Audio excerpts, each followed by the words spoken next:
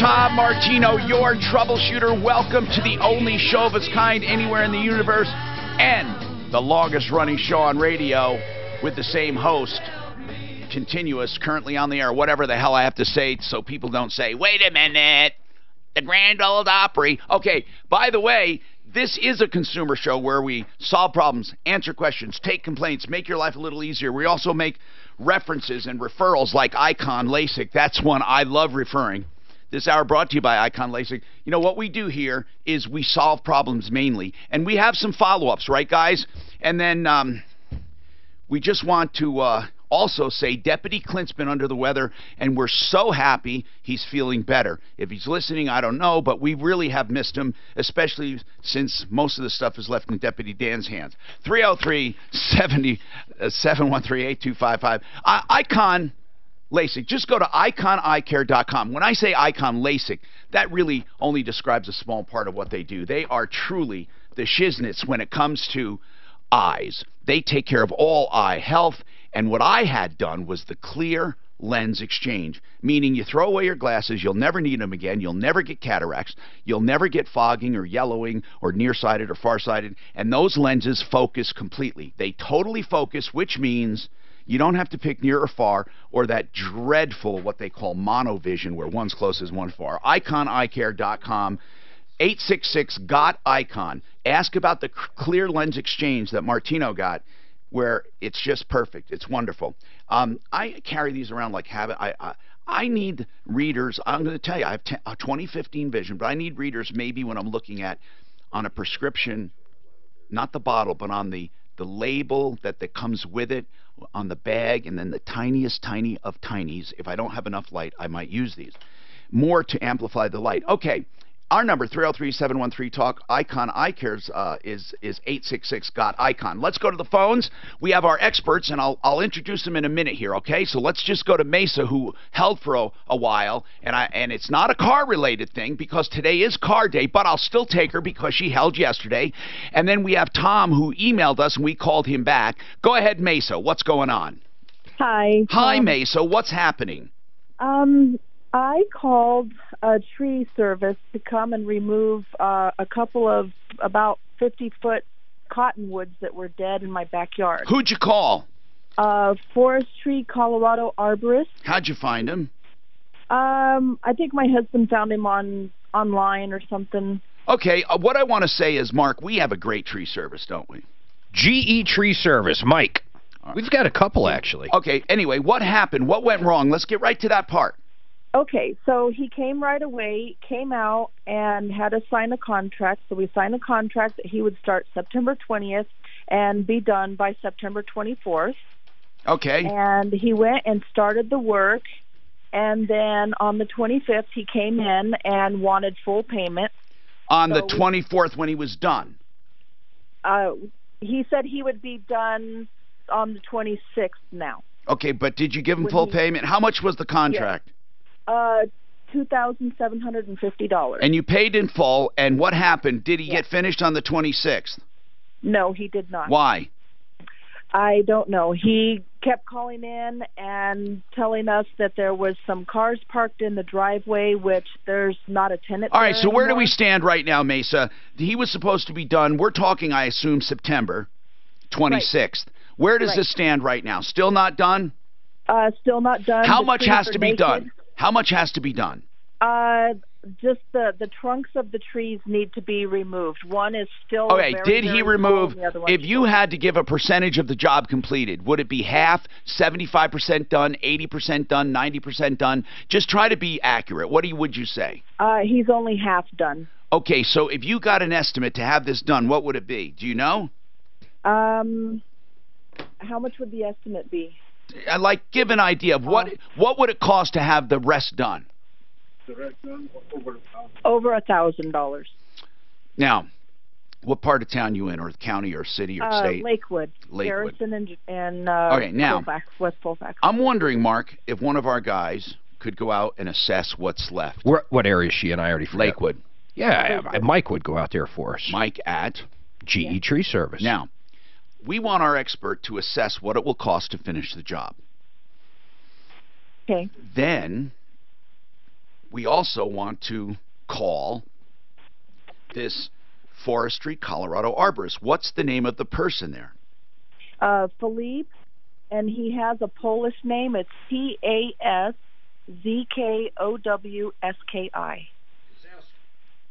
Sagowski, right? I think so. Kazowski. Yeah. Kazowski, yeah. Some of those Polish names don't have vowels. You got to buy one. I'll buy a vowel. Okay, so listen. And we're going to call, but I'm thinking, should we wait for our expert? When was the last time you talked to Philip Kazowski? I think my husband talked to him 3 nights ago. He started texting my husband at like 9:30, 10 o'clock at night. All right, we're going to text him. Suzanne, let's start out with a text. Hold on. Give your information to Suzanne. Suzanne, let's start out with an inquiry on a text. Say we're looking into this claim that only half of the job was done. Make it very brief. See what we get. And then let's get her hooked up with our tree service to see if he'll go out and look. Paulette also waited yesterday. I'm Tom Martino. Hi, Paulette. What's going on with this consignment store? The worst thing that could happen is when people take stuff to a consignment store and they close up. I hope that didn't happen. It did, Tom. Oh, no. Is it vacant? Yeah, there were 2 locations. What's the name of the consignment store? Act 2, ACT. We heard about this, didn't we, Deputy Dan? Yeah, this is not the first rodeo. Is it like clowns. Act 2 as in Roman numeral 2? That's correct. Okay. When did you drop your stuff off? Oh, I've dropped stuff off there, Tom, for over 20 years. Okay. Let's start with 20 years ago, the very first. I'm just kidding. I want to know the latest thing that you dropped off or that you're calling about. What is missing? Oh, well, that was several months ago, Tom. I had another appointment on 10/23. And what happened, I've been out of town. Tuesday got home, read the Littleton Independent that had a big article on them. Oh, what did they say? Well, basically what they said is the first one that closed was Englewood. All right, but what I mean is this. What did they say about people's property? Obviously, this place closed up. You didn't get notified, come get your stuff. I need to know how much you're missing, Paulette. I'm missing approximately $500. Okay. Is that what you would have gotten after they sold it and your share? That's correct. I already had, the last time I took stuff in there, I already had around $300. The problem is, you probably aren't going to get anything if they just dissolved and went away. I doubt they're going to have personal liability unless they committed fraud, and it's probably just an LLC or corporation. I'm not sure, but it doesn't sound promising. Paulette, did the article that you read, did it address what happens to people's stuff? Did it give a number or an address? No. In fact, the woman who owns it... Who is it? Gail Kincaid. Gail? Gail. Kincaid. Kincade. Okay. Kincaid. Okay. What about her? What did it say? Well, she was served with an eviction notice. Yeah, that's probably right. Yeah, that's probably... From Woodlawn Shopping Center, which is owned by Cadence Littleton. And it's a $50,000 judgment. Okay. And wow. So she probably packed up and left. Right. The thing about it is, when you read this article, yeah, even on August 13th, they sent out an email to people asking them to bring in silver jewelry, designer purses, that kind of thing. Yeah. And people that stopped there and tried to collect their money over the last couple of months, it says in the article, they lied to them. They said, "Oh, our computer's down. We can't this money." Is too bad. Yeah. So, Paulette, I'm not sure we can do any... well, let's put it this way. I'm almost positive we're not going to be able to get anything out of this liar and cheater, if she is a liar and cheater. Or did she... But you seem to think it's more than just going out of business, because she had every... she had every opportunity to return the stuff. Why didn't she call her people and say, come get your stuff? And what do you want? What do you want? You want to know if anyone knows where she is or what? Well, they have gone. I talked to a fellow yesterday from the Littleton Independent. Yeah. They have gone to her house. Her dogs are there. Her cars are there. She will not answer the door. Let's see if we can get someone from the Littleton Independent on. Newspaper. The person I talked to was David Gilbert. Okay, hold on and give that to Suzanne. David Gilbert, Littleton Independent. I think what we do is this. We ask people if they know where she is. Now, this may not do any good, okay, Paulette, but possibly if you put a judgment on this deal, on her, and get a judgment, it could help. It could. Now, Tom has a problem with a vehicle. It is car day, Tom, and I'm going to take you after the break, but I want to get started on it. Is this a difference in what the insurance is offering you for your total vehicle and what you think it's worth, sir?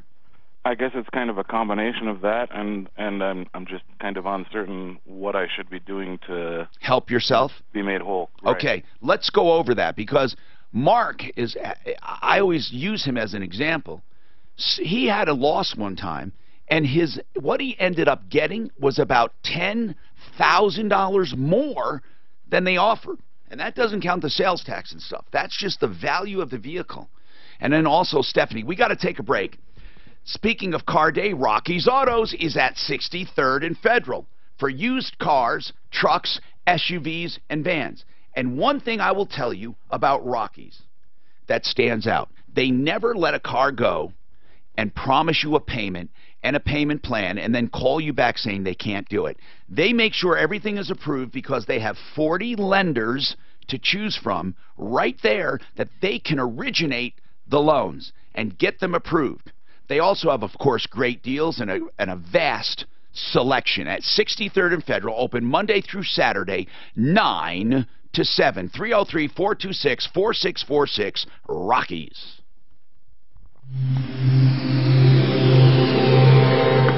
Gentlemen, and Sir. Al.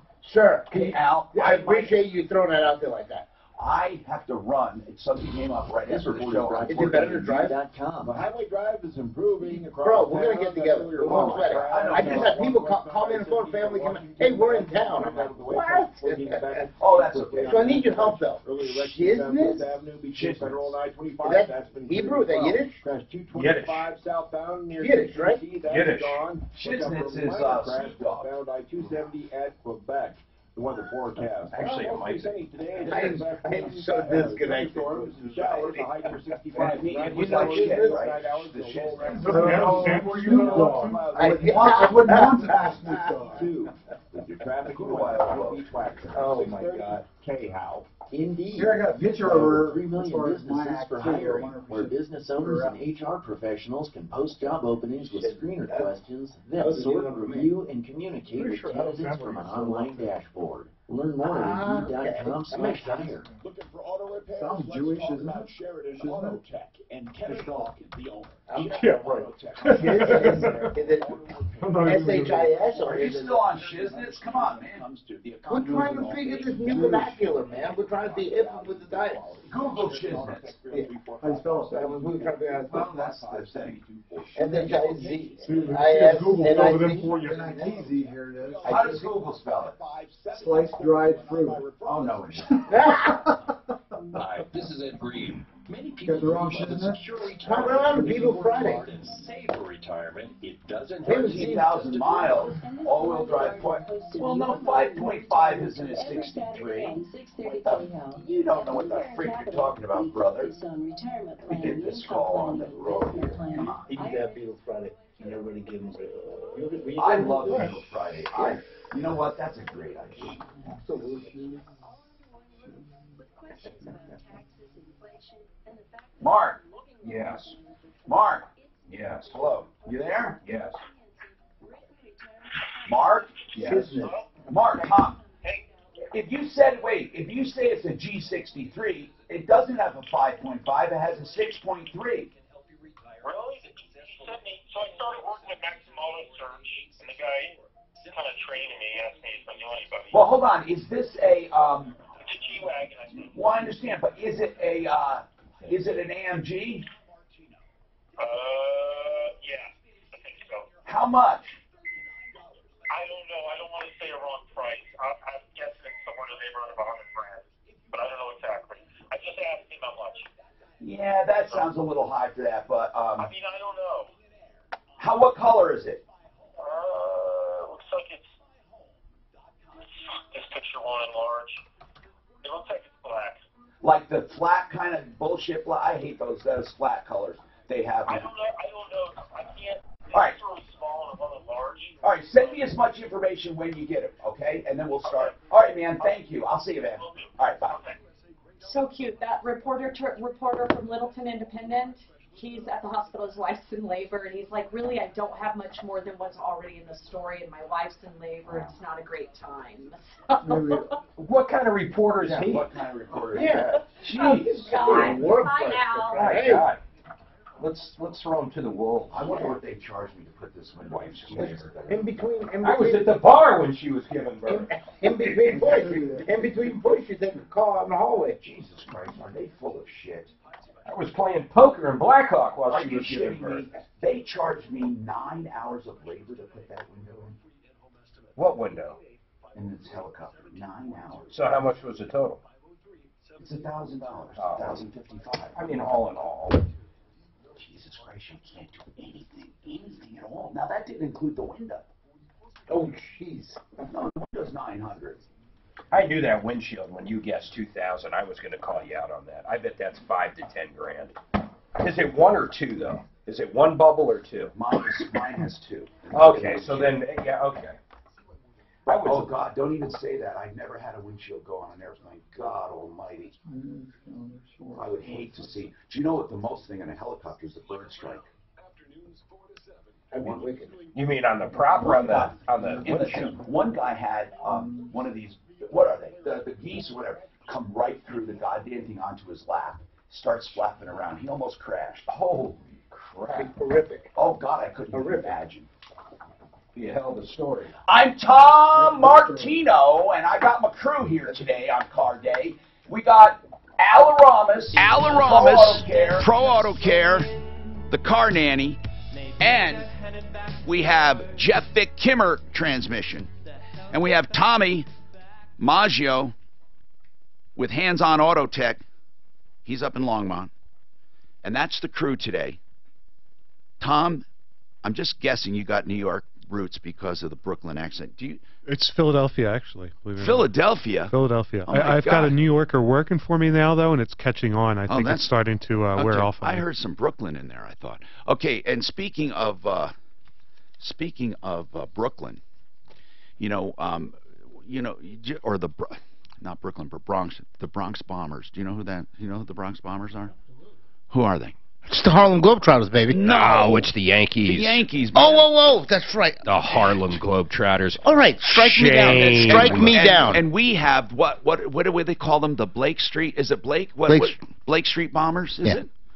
Yeah. Okay, so I got my my Colorado Rockies on. Where's your purple, guys? I mean, none of you have purple. Did they win last night? Well, no. What was the score? It was. Didn't they go 3-2? You got it. I'm impressed, Martino. No, I'm not a big baseball fan. I'll be right out with you, but you can't help in the playoffs. They're fun, especially especially the Rockies. Man, their games are so close. It's like they're nail biters. Anyway, 303-713-TALK. We're gonna get right to the phones. Suzanne, line 2. Yes. Why did you put a check mark on that? Well, I just thought we'd want to just tell her we reached out. The reporter's not coming on, and we'll follow up. All right, good. So, Paulette, on the consignment store, the reporter says he doesn't really know a lot more than exactly what's in the story. His wife's in labor right now. Congratulations, sir.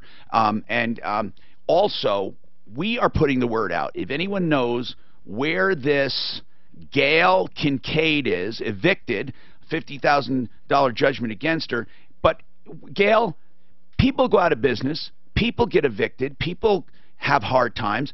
That's not what we're not saying you're a bad person. What we're asking is where are people's stuff? That's really important. I don't think it's fair to just go out of business like this. I mean, and keep the stuff. So, Paulette, we're going to make sure we have your contact information. And if anyone knows about Gail Kincaid and the consignment store called Act 2, we are going to try to get as much information as possible. Now let's go to Tom, who has an insurance vehicle, or an insured vehicle, and he had an accident. So what's going on, Tom? Yeah, so it's kind of a complicated situation. Well, let's start this way. When was the accident? The accident took place on September 4th. Okay, September 4th, my birthday. Okay, so now you had an accident.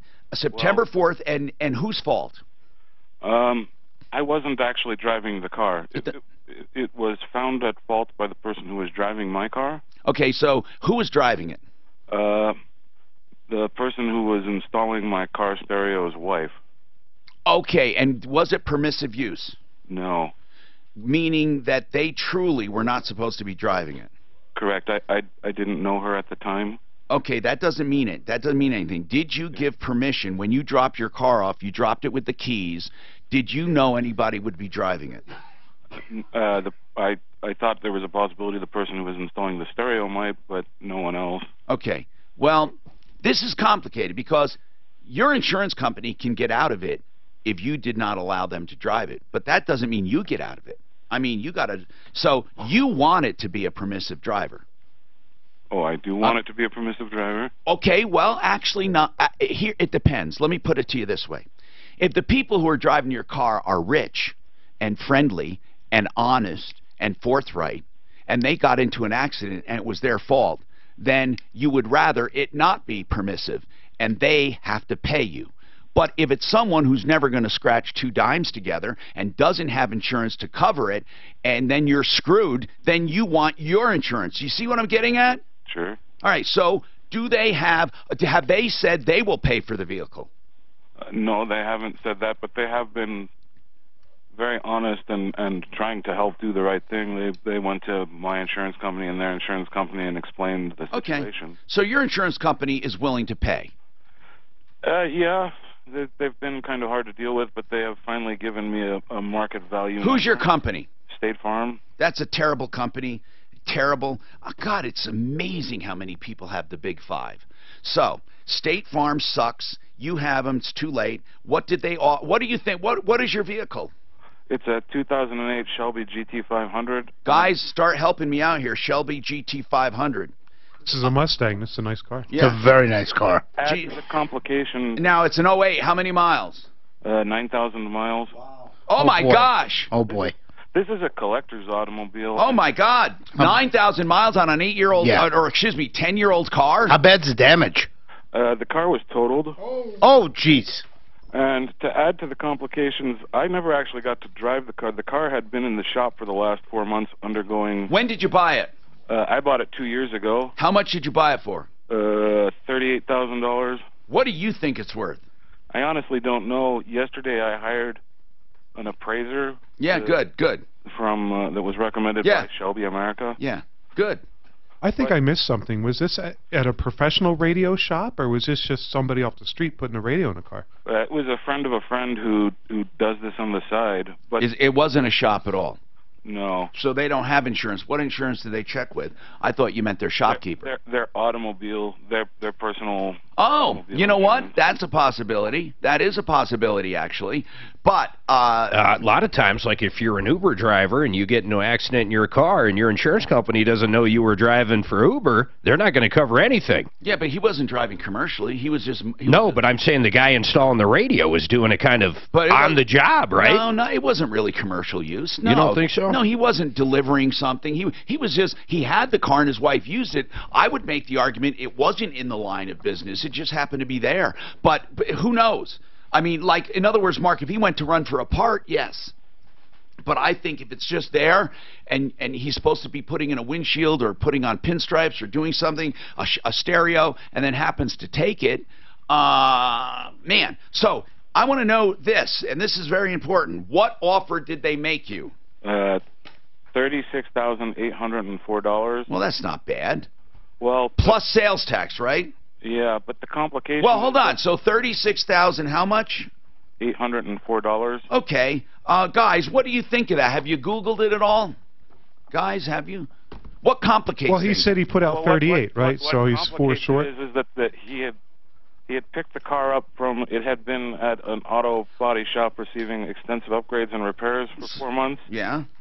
And I had just put $20,000 in upgrades and repairs. So you have 58 grand invested, right? Yes. Yeah, well, kiss that goodbye. I don't see on any planet where you get that. I don't know. What did you have done?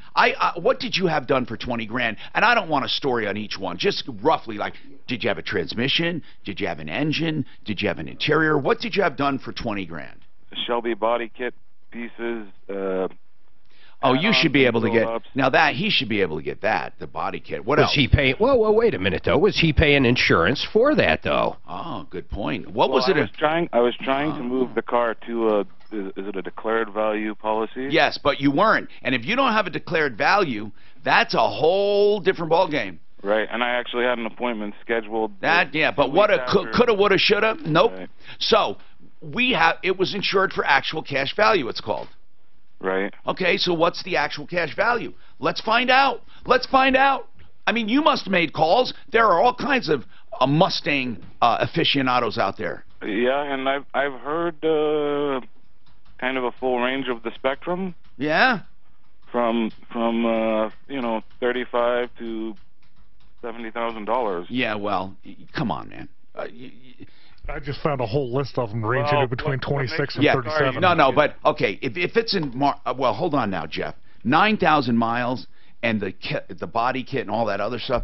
I'm going to venture to say it's going to be right around what they offered or a little more. I would say maybe 5 or 10 more. You might be able to get probably maybe 50 if you're lucky. I don't know. 45, maybe 45. Only 930 of these cars were made. Okay. You need to do some homework, and Mark is the one that does homework. And he's done it, and he's fought insurance companies, and we're going to go over what he did in a minute here. I just want to throw something in, and you have a lot of listeners listening. Don't have State Farm insure your classic or your performance vehicle. No. Use a person who specializes. Right. Haggerty Insurance is fabulous. We're not endorsing it, but that's what they do. Yeah. They ask for appraisals. They ask for this kind of stuff. But he had an appointment to get one done. Okay, hold on. Mark is going to go over how you fight them, and every step of the way. Okay, artofgranite.net for your granite countertops and kitchen cabinets and bathroom. Here's the great news. Mitch Filaria will give you a price on the phone. He is the owner. He is the guy I know. He has a wonderful business. Started in 2003. He came to America with $300 in his pocket. This is a great success story. And he charges only for fabrication and installation, not for tear out and haul away. And that's a big job. Not for the bathroom when you have the kitchen done at the same time. And he doesn't pay, you don't get charged anything more than cost on material. That's amazing. Now with cabinets, there's a small markup he takes them from the manufacturer. There's a small markup. So because of all of this, he can give you a price on the phone. 303-386-5919, 386-5919, artofgranite.net. Okay, sir. So who said that about the prices? Who said in the 30s? Yeah, between 26 and 37,000. NADA for that current car with those miles outside is 28,150. Oh, come on, man! With that miles, with 9,000 miles, put it loaded. NADA. He made so many mistakes, though. He was letting random people drive around prior to getting the proper insurance on it. Why would you hand the keys to a $38,000 car to a stranger to put a radio in? $58,000. But you just dumped another 20 grand in. A $38K car, you dumped 20 grand in it, then you give the keys to a friend of a friend to put a radio in it. You take that to a professional shop. Yeah. So I mean, I think he should just be out. There was a lot of mistakes to make. Why? Lesson learned. Don't do that again. You hate to do that, but boy, how do you get out of that one? At least that's what I tell your listeners. Don't make the same mistake this guy did. They almost feel that. Don't answer keys to some random guy or anybody, especially in a car with that value. Artofgranite.net, also on my referral list at referralist.com. Did you know you could be paying up to 80% less for your family's medication? Do you like that car? I gotta look at it. I gotta see what it looks like.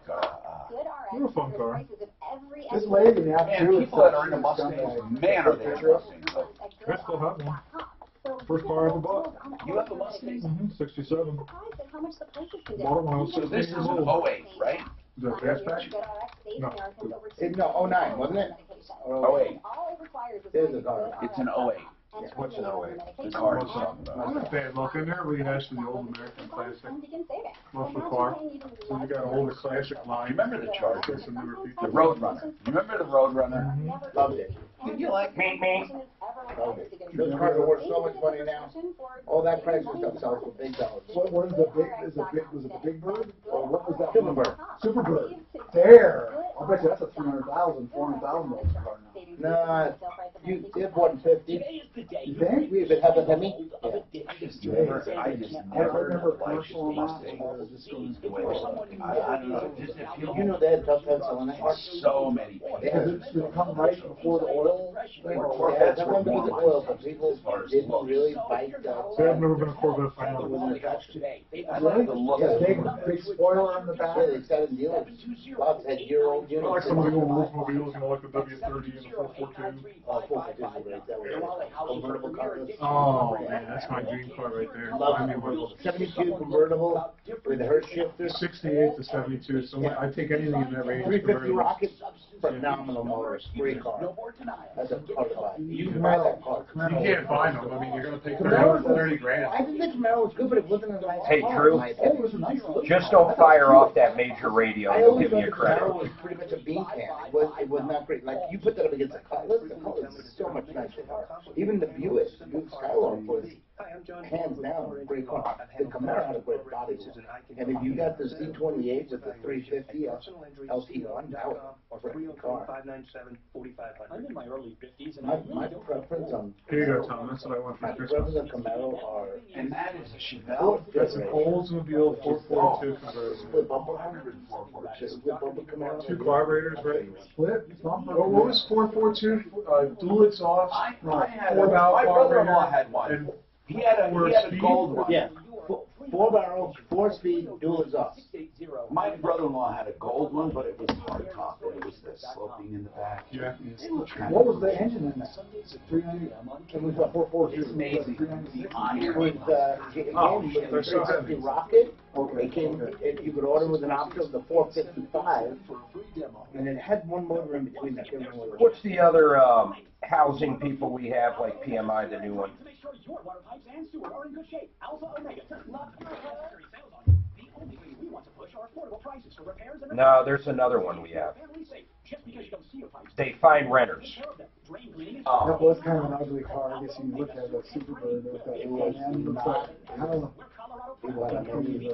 Call Alpha Omega today at 720-322-6467. So here's a story I relate to. I used to post at job boards, only to end up with hundreds of resumes to sort through. Yeah, you're right. 189,000, 200,000. What are you talking about? Superbird. Oh yeah, well, I've got a buddy that's got one. Bob Kerr with Kerr. They really have an ugly front end, don't they? Wait, well, who does? The Superbird. Oh, wait, what is the Superbird? Is that a Dodge? Is a Superbird a Dodge? Yeah. It was the, what was the Wasn't that a Roadrunner? Yeah, it was the Roadrunner. It was an offshoot of that. Yeah. Let me see it. Look at that. Let me get a big one. Get a big two. CY ZipRecruiter is rated #1 by employers in the U.S. Oh, that front end. They didn't sell very good back then. They had a big tough time selling that car. I just love the way cars have evolved. The Z28. Yeah. Do you guys prefer the old body styles? It all just depends on the car.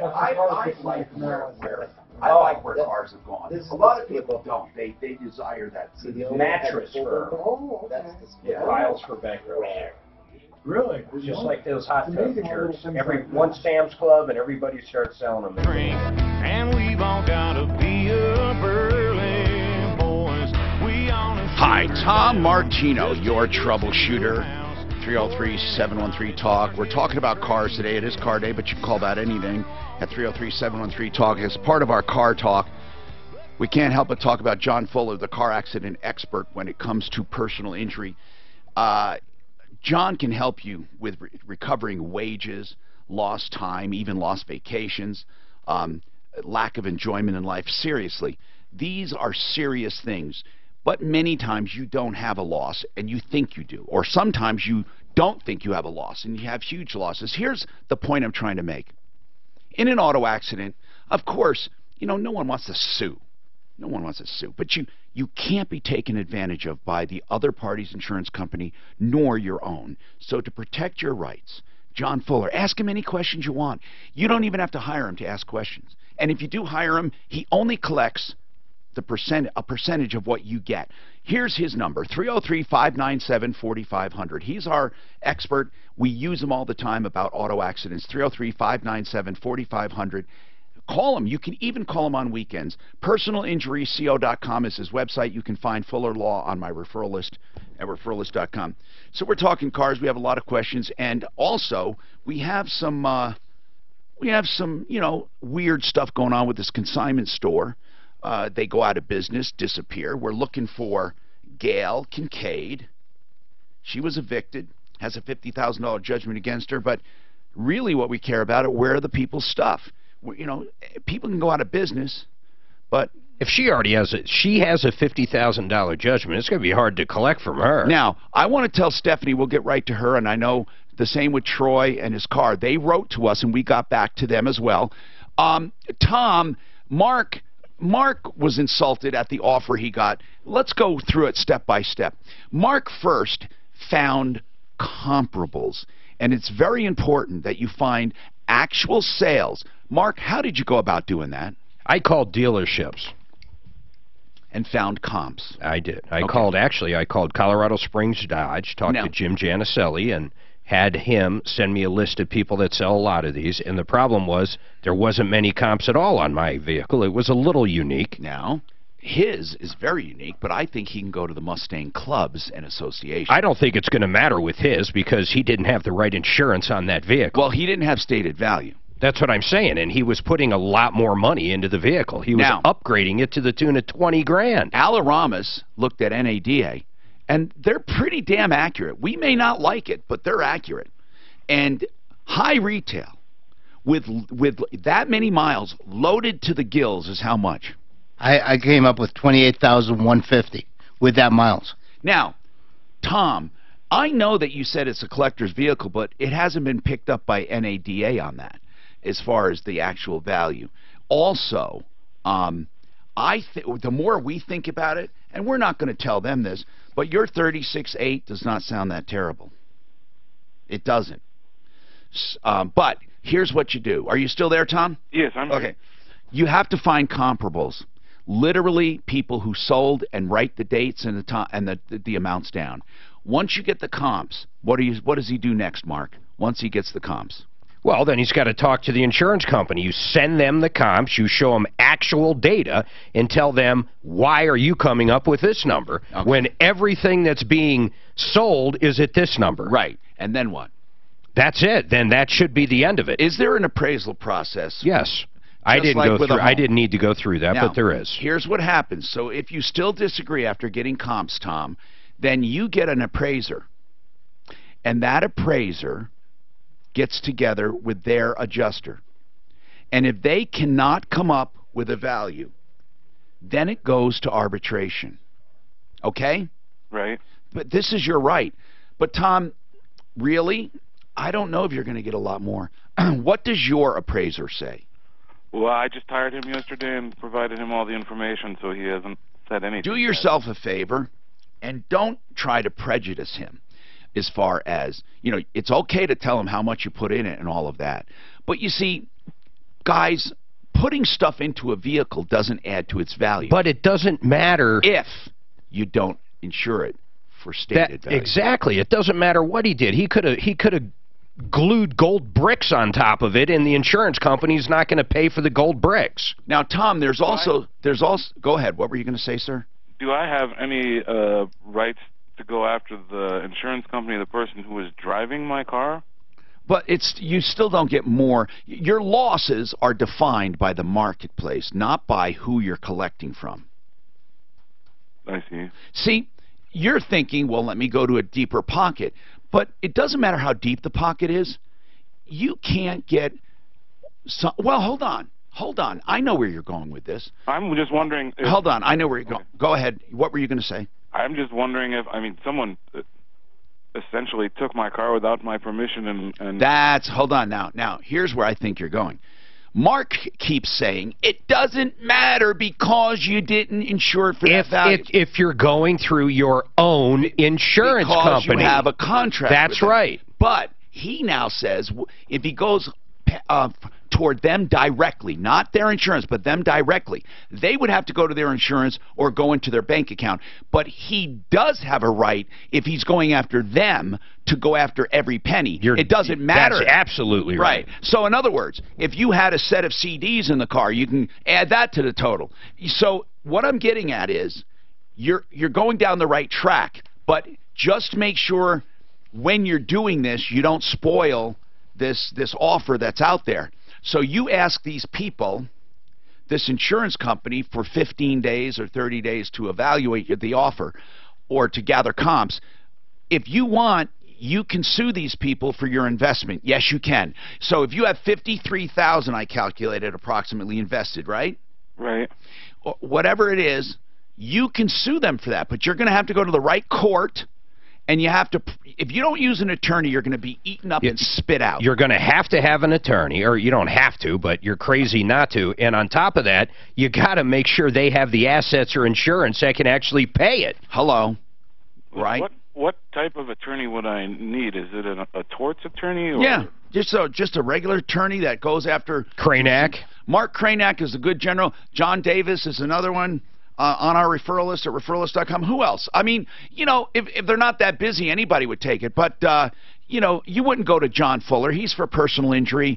And unless you were in the car and you had some injuries, he might do that other one on the side.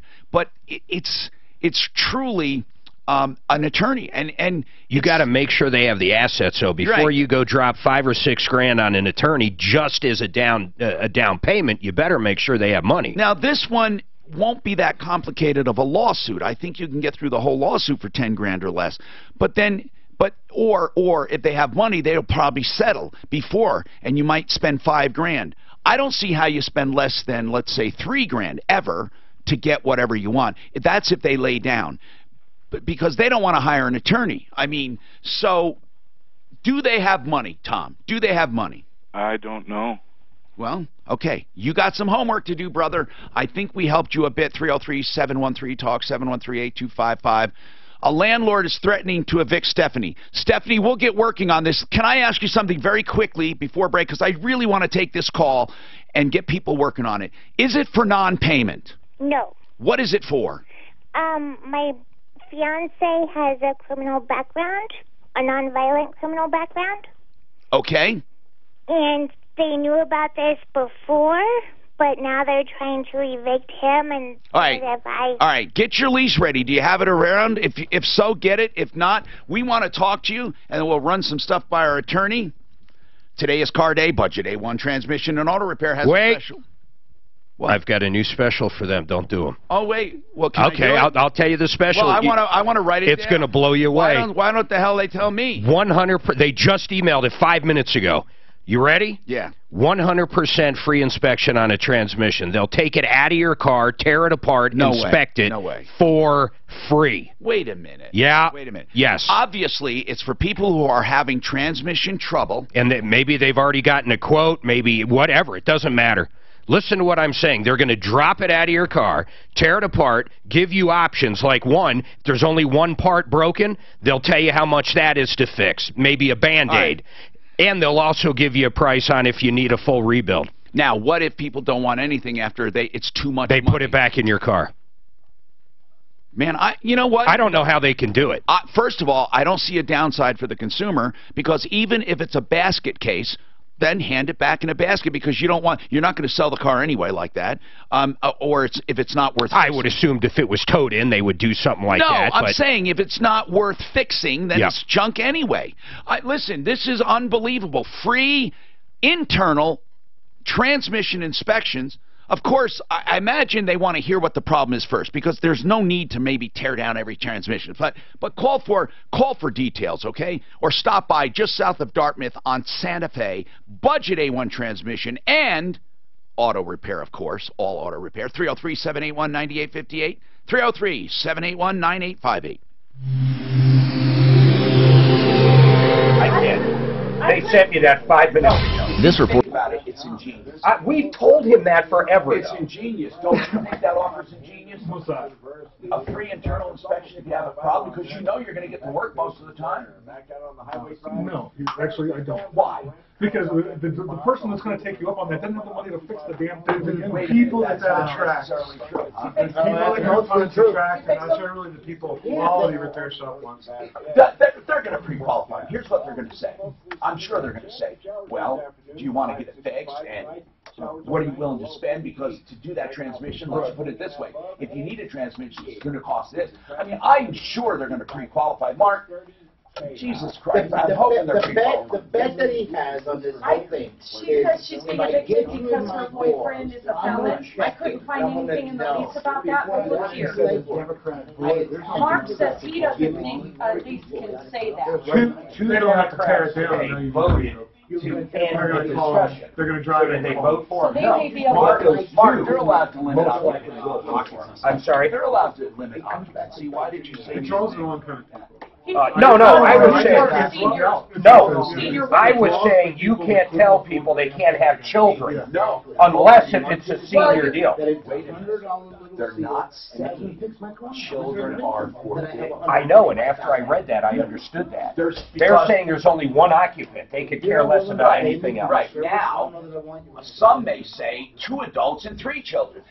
All they're doing is they're making sure they put it down in the beginning so it doesn't change. When I saw They're that, not outlawing. They're just saying in this case she said she doesn't have it. So Right, now you and that's sort of a moot point. This is about her boyfriend is a felon. She's going to say, well, he was moved. He was there when I moved in. Why did she go back? She's been there like 3 years. 2 years ago, he moved in.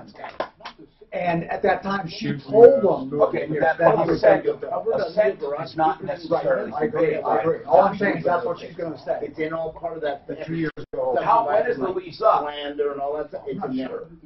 And then my insurance guy says, I mean, don't get me wrong. I've had vehicles where I've told the customer they have to tow it out. oh, wait, we have it all the time. There ain't no two We ways. have them signed. It doesn't say. We have them signed. We have a line that we put on. It doesn't frickin' say how long the lease is. it's a trailer park too, man. Remember, they're not. She owns the trailer. She owns the trailer. It's nothing but the lot. God, I'd love to buy a good trailer park. Just a headline. They are some of the best. And I tell you what, I'd be the best landlord and have the cleanest And he park flat there.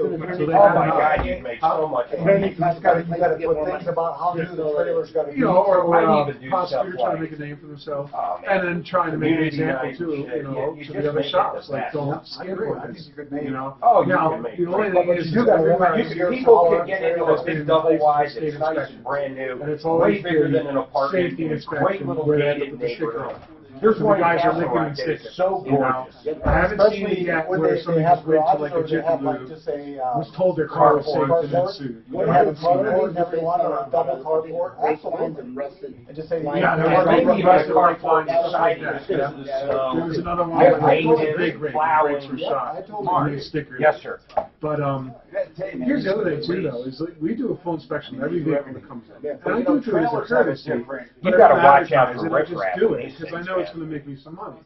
But I what wouldn't I've mind. also found is that sometimes I call people. I don't and know give them if a I whole want list, to sell it. and they say, you know what, I'm not going to put any more into that. And that's But none of it matters. She said it's only her, and it's not. Community. No, Because but if she we had told sold them them 2 years just one or ago, two items that they needed right off the you're right. I bat, believe that. and then, you know, 6 Now months it's a later, he the said, other she thing said. comes to bite them in the butt, the She's first on thing just they like, think you know, is, man, I before just she's put all on this healing. money in there at Yeah, the shop. yep. I wish they had told me, I wouldn't have done it, you know? So we Is told that her her? everything. That's her. That's the one that got through window broke by the dog Lady person. told me everything. We'll definitely be back. We're going to I'd do sue this them. I'd sue the dog person. They can make their mind up on where She's they're going at. to the court now and see what fine It's that not, you person's know, we're going not to get, trying what they're going to do. to jive Then the she people can out of their put money, in right? I small mean, we're claims trying to court. provide. Oh no, she won't have to. She should. So they gave If her she a gets- ticket. if she And then when gets you're doing compensation, everything that way. Well, why wouldn't they? In the end, They it works cause out. damage. In fact, that's the best We get judgment you so can many have. $2,000 tickets From a these criminal folks. court when restitution. This is the lady Way who's going to better. court at 1 o'clock for that, her window was broken because her dog was in it. The one you're talking to with the low voice or high voice. Remember the lady that called in? You got 2 weeks. No. She's going to court at 1 o'clock for that dog. I'm saying if they do order restitution, that's better than getting a judgment. Camry, Toyota Camry. She came. Hi, Tom Martino, your troubleshooter, Ideal Home Loans, for your next Ideal Home Loan. And something they're doing that I love, and this is really good for consumers, it's called a free second opinion. Now, on a loan, you may say, what the hell's going on with that? Well, let me explain this to you.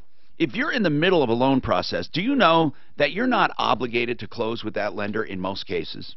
Now, of course, it depends on what you sign, but most of the time you don't obligate yourself.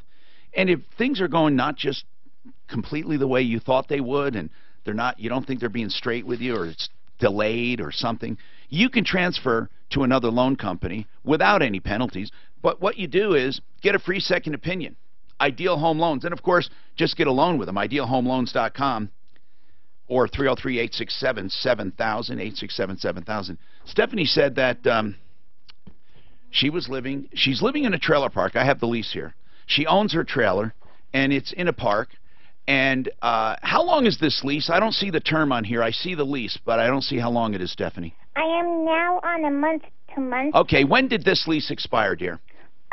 June 12th of 2016. Okay, now on June 12th of 2016, without signing a new one, it went month to month with the same terms and conditions.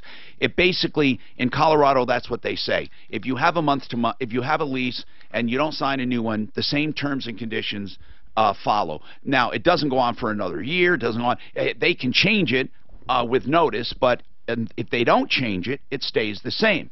Now, in this lease, I don't see anything, and I'm not giving you legal advice. I'm giving you reading advice. I read, and I don't read anything where it even mentions felons or misdemeanor or convicts or anything. Do you? No, I can't find it anywhere. I can't see a thing. So, I guess the question is, what part of the lease do they say you're violating? The owner's decision. Okay, now, Stephanie, this is the technicality. Listen carefully. They can do that. Let me tell you why. He can't say you're violating the lease if you're not violating the lease, but he's not saying that. You said he is evicting you because you have someone living with you that's an ex-convict. But I'm telling you why. But they're on a month-to-month. Yeah, they're on a month-to-month. He can simply say, I don't want you here. They don't have to give you a reason. They don't have to give you a reason. But there's another reason in this lease I think he can get rid of you. Hold on and we'll talk about it. If you want our advice, it may not be what you want, but it'll give you accurate information at least, so you don't go off half-cocked. More coming up. Oh, man. It looks like he's going through. So I need to know about it. I told you they voted Friday to vote today to vote for tomorrow. It's amazing. I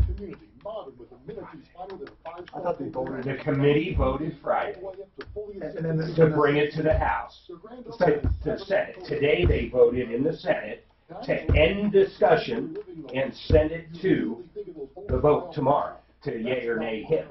3 votes. Well, right. But I thought they voted today or whatever to go to, because they have. I'm not getting into that yet. To go to over the next 30 hours. 30 hours. Okay. They'll be able to stand up there. What a waste of time. Oh, it is. Oh, it's crazy. Can people talk? Can people go home while people are saying stuff? No, listen to this. You say it's a waste. All the people I'm hearing from say he should never be confirmed, and this is bullshit, he's guilty, and even if there's a question, he should be on the court. We would never have another justice. I understand, but everywhere I look, I mean, every woman in the world is saying, well, that's not true. Are you saying Stephanie's saying that? No, Stephanie's not saying that. Well, of course not. Either Suzanne. What woman do you know that says all over CNN. Every celebrity there is. Every celebrity, every female celebrity. Hillary. Every female celebrity. Did they ask Bill for his opinion? I don't know. I didn't know. Every female celebrity. You just asked me. Amy Schumer. Amy Schumer. Amy Schumer's almost started that Me Too movement, and didn't she just get? Was she the one that just had an issue? I don't know. Who cares? No, it doesn't matter. Who was the one that? I got fun with that. Who was the one in the Me Too? Shitty movie? Yes. No. Who was on the Me Too that she had sex with that guy that he was? No, that was an issue. She was in the Me Too movement. The one you're talking about started the Me Too movement. And she got kicked off a show. The Dems screwed themselves on how they handled this. They waited for the last second to release that. I mean, they couldn't have done it. And if you look at the polls now, today's presidential poll, Trump is 51%. At the same time, Obama was 49%. Everything's turning on him. The worm is turning. They took this way too far with the assassination, the character assassination of this guy. And everybody's not stupid. They know it doesn't matter who they put up. If they're from that list of 25, they are going to be the exact same way. It could have been Gandhi. They said it even before they announced this. They said that. The head said it. What's his name? Not McConnell. But Gandhi has his issues too. Gandhi. Don't you remember that The lady Pope. saying The Pope couldn't get confirmed. the one with the goiter? She had, remember the one with the goiter? Did somebody accuse Gandhi? He doesn't eat meat. Gandhi's not even I don't alive know what anymore. you're saying. What's his actual name? He said something. Muhammad. There's another name for Sam it. Smith. The Mahatmas? Mahatmas, yeah. No, not Mahatmas. It's something It's like Mahatmas. Okay. The Mahatma. We need to put the Dalai Lama in there. But remember, he rubbed his bald head with oil all over Gandhi on Seinfeld. It's a weird guy. The passion. Remember, she goes, the passion. The Seinfeld episode? Yeah. Oh, God. Seinfeld. Where they were helping out old people. I didn't see that. Oh, that guy was funny, too, man. That old guy was so cranky. Yeah, idiot. That's what we do. It's trash. Mark, we have to get straight. Yes. They have no obligation. I said tear down, blah, blah, blah. They have no obligation to get it fixed. But we have to make it clear. What if they say, well, you know, I was kind of driving it, so I want to keep it as long as possible. Can you put it back the way it was? Will they do that free? Because then They have to. Well, they can't tear it apart. They don't have to. No, I agree with him. They have to. Mark, the only time they have to is if they don't make it clear they won't. That's right. If this person agrees to that, but if they don't, the Auto Repair Act says any transmission inspection has to include a rebuild. I understand that part, but will they make them waive that? I'm asking Yeah, right I don't now. know. Yeah, I'm sure you can ask them to waive that. And if they won't You repair, can ask them to waive an estimate. You can ask them to waive anything. Does it say they'll put it back together? The only thing you cannot waive is Ted Rowland, 25 years a or more. constitutional This company has more That's than not true. 60-year heritage. That's subject to review. Solutions. no, that's not. He's absolutely. Do you think the store's really coming next week? For a list of You won't repair. Windows, doors, You put it back inside. together. Their website is Correct. khwindows.com. They'll put it in a new cardboard box. Designed for both beauty and energy efficiency. Nothing They can. Radiator cap. and you won't find a better. What can 75% skill and in Congress do? standing behind their product. What can a 75% supermajority do? They can ratify. Or 2/3. You mean confirm him? No. I'm going to your question. You said the only thing a person has an ultimate right to is that. That's not necessarily true because they can ratify and change the Constitution. You can't waive your constitutional right. Like you. No, but they can change them. Was my only point. They can change it. You're right. I mean, If the Constitution was ratified. What's up, Mikey? Mikey! To meet with, Tell me he's not the coolest accountant you've ever met in your life. Mallory? Oh, yeah. Should I use them? No. Do you still use Mallory? There's 4 of us in this You room. waive it, Tom. You give up some rights when you join the military. I remember that. He's unbelievable. They owned me. I did the same. How did you beat us up? Hold I will on a bring you second. your copy. Am I losing out on something? I mean, can we get some wink, wink? You know, save more money if I go to him. I could go to him for planning and still have Eric in my own. It's not the. Come on, Mark, Mark, I'm sorry though, me and my situation, and you know you were on this now. I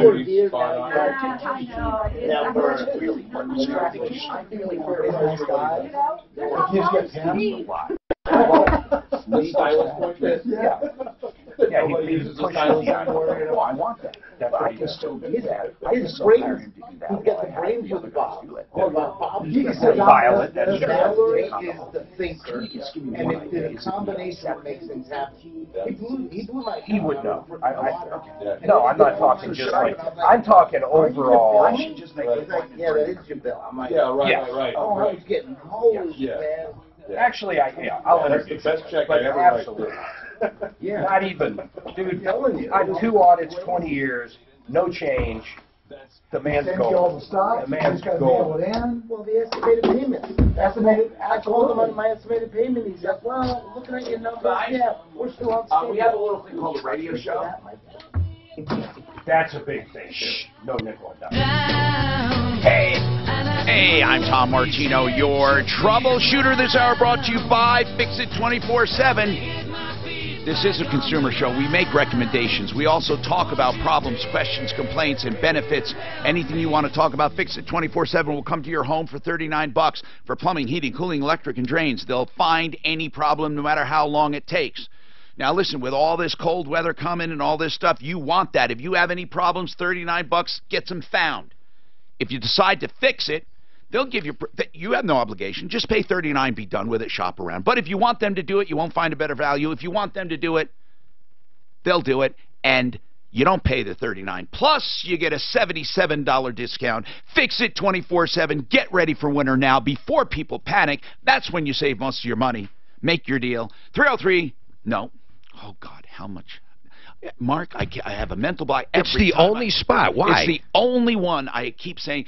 I don't know. 720-526-3939. 720-526-3939. FixMyHome.com. All right, let's keep going.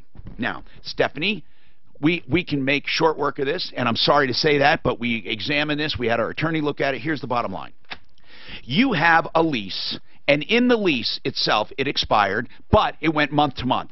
You have a month-to-month lease. In a month-to-month lease, a landlord can simply ask you to move, period. But I believe you have a few more rights when it comes to trailers than you do for regular tenancy. So as long as they follow that eviction process, I believe they can make you leave, according to our guy. But he said he would have to see the actual agreement. But also, this clause that he looked at is also of note, because they can say you are violating the lease. And here's why.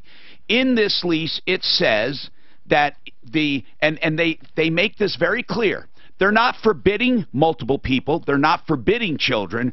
They're asking for clarification in the lease. And there's nothing wrong with that. And here's why. They want to make sure when they rent something out, they know who they're renting to. So if they rent to 4 people and 2 kids, they're renting to 4 people and 2 kids. If they're renting to 2 kids and 2 parents, you know, the parents put down 2 kids, that's what it is. On your lease, you put down 1 adult and 0 children. So they're holding you to that. And by the way, they can. So that alone makes you ineligible. Well, what if we had that? So when he moved in, we went to the park and told them, and he got approved for a roommate agreement to live here. Okay. Where's the roommate agreement? They've never given me a copy. Well, you know, when people say this, and I'm not hollering at you, by the way, Stephanie, but I am so tired of people telling me that he wouldn't give me a copy. They wouldn't give me a copy. No one gave me a copy. I mean, car deals, rental agreements, all kinds of deals, all kinds of real estate. Do you know how many times people say that to me? They wouldn't give me a copy. What do you mean they wouldn't give you a copy? Then don't sign it. In other words, say right now, right this minute, I want 2 copies. I will sign both. And you sign both. Or don't do it. How many times do people say they wouldn't give me a copy? That's the most ridiculous argument in the world. They wouldn't give me a copy. Never say it again. I'm not talking to you. I'm talking about people. Isn't that I do so much of my business. Crazy. I do so much of my business through email to protect myself, and so my customers know exactly what they're getting, and they have a record of what we talk about. Now let's get back to Stephanie. Again, Stephanie, I wasn't hollering at you. Wouldn't give me a copy. Now, let's talk about this, though. Well, there's also a note about that. I've been trying to access my tenant file, and she will not let me see it. Which they don't have to. Stephanie. That's their file. Stephanie, they don't have to let you see anything. It's like the file I keep on Martino. Yeah. I don't have to show No, but Stephanie, seriously, they don't have to show you anything. You have a lease, and according to the lease that you have, you are violating it. Now, let's say this. Let's say you go to court, because that's what it's going to be. You're going to have to go to an eviction hearing to fight this. And when you go, here's what your argument sounds like. Your Honor, they told me I could have a roommate, and I have a roommate agreement. And I suspect the landlord will say, no, she doesn't, Your Honor. If she has one, let me see it. And then Stephanie's going to say, he took it and wouldn't give me a copy. Do you understand where this is going, Stephanie? I'm not trying to hurt you. I'm not trying to, come down on you. I'm just telling you this is a terrible thing, because if you're telling the truth, you got outmaneuvered. From what I'm reading, well, it's weird because if she was under lease, they got to give her 30 days to cure the problem, which would be to get rid of the boyfriend. But she's not under lease, so none of it matters. We don't think it matters. I don't think so. That's what I'm reading right here. Now, our attorney says it looks like you're violating the lease. Now, if you go to the eviction hearing, one of your arguments might be, Your Honor, under normal circumstances, I'd be able to cure the deficiency and stay there. It's a hardship for me to move. If I promise to let the guy go, can I stay? Or, better yet, before you get to court, Stephanie, have you ever asked the landlord if you could cure and stay? Do you know what cure means? Meaning you remedy the situation. You agree not to have your boyfriend live there. I'm not saying you would, but I'm asking, do you think he would let you stay under those conditions? Well, I haven't got the eviction notice for myself yet. Oh, what did you get? Nothing? I got a notice that he had to vacate. Oh, and good. He verbally told me that if he doesn't, then I will be served. Then you know what, Stephanie? This is very good for you. Now you can cure. This is good for you. You don't have to worry about being evicted. Yeah, just get him out of there for now. Here's what I would recommend. You get him out of there for now, and then go to the landlord and say, listen, my boyfriend, when was he convicted? 4 years ago, almost 5. Of what? It's false information to a pawnbroker. Okay. What you need to do is just say, look, this wasn't a violent crime. That means stolen. You understand what that means. Most likely that means stolen merchandise. He signed the affidavit saying it wasn't stolen. Yeah.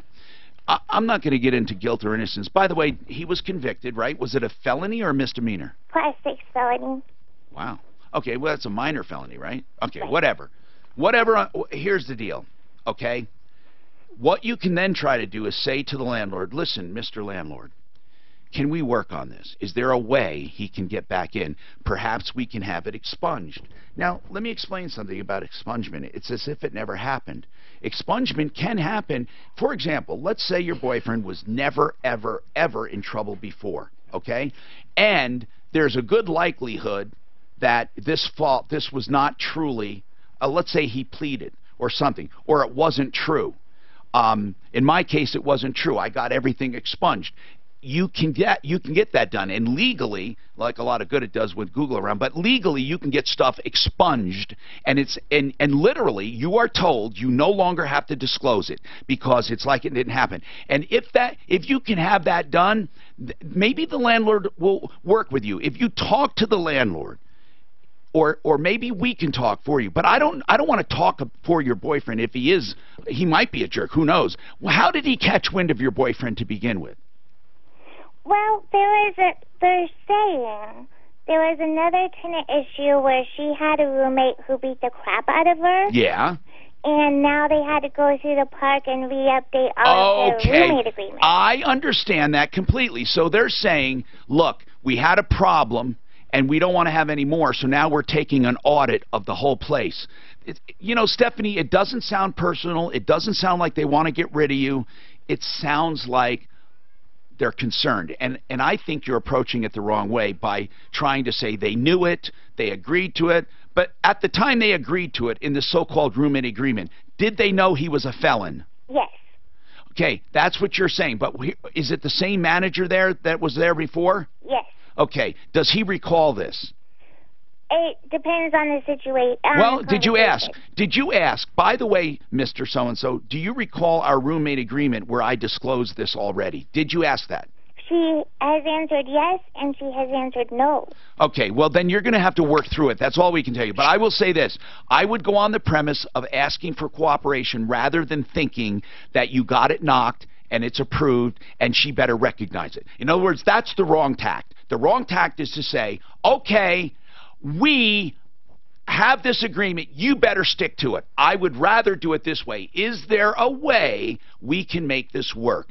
Maybe I don't know, maybe take classes, or maybe this expungement. Again, Joseph Lazara, by the way, can help you with all of those expungement issues or mitigating issues, even reclassification issues, or, of course, if anyone's in trouble, criminal defense. 303-429-6200.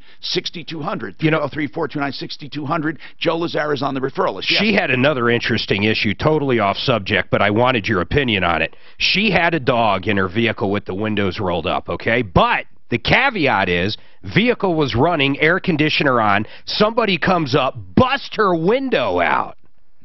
Well, I've been known. It's crazy. I've been known, and I've said this before, if I know a dog, I haven't done it yet, but if I saw a dog in a hot car on a hot day, or a cat or whatever, or a kid, I would break the window. But this was a running car with the AC on. But did they know the AC? I don't know. Anyway, I don't think that's right. No, you're right, Mark. It sucks. If it's pretty, I mean, obviously you don't look for reasons to break somebody's window. You better be pretty damn conservative. And I would also wait a few minutes to see if somebody's around. I wouldn't just automatically Or if the dog's panting. I mean, if it looks like it's in trouble. Right. So on that note, though, Stephanie, was this person charged with a crime for doing that? Yes, so the windows were actually down. Oh. And the AC was on. So this person could have seen that the air was on, or could have felt it. Well, I thought they broke something. They did. They shattered my back window. Why? If the window was open, why didn't they reach in and unlock it? Well, I can't answer that for her. I would guess That's they're going to... weird, Stephanie. Yeah, because they're vandals. That's why, in my opinion, they sound like vandals. No, it was a woman, right? Yes, How old was a woman, and she had called... How old is this woman? Right around 36. Okay, so she was a proactive animal rights activist, sounds like. Pretty much. Okay, well, was she ordered to pay you restitution? I hopefully find that out today. All right, would you let us know? Sure. And also, Stephanie, let us know what the landlord says when you ask, is there a way we can make this work? Even if he leaves temporarily, can we get him? Can we work on getting him back?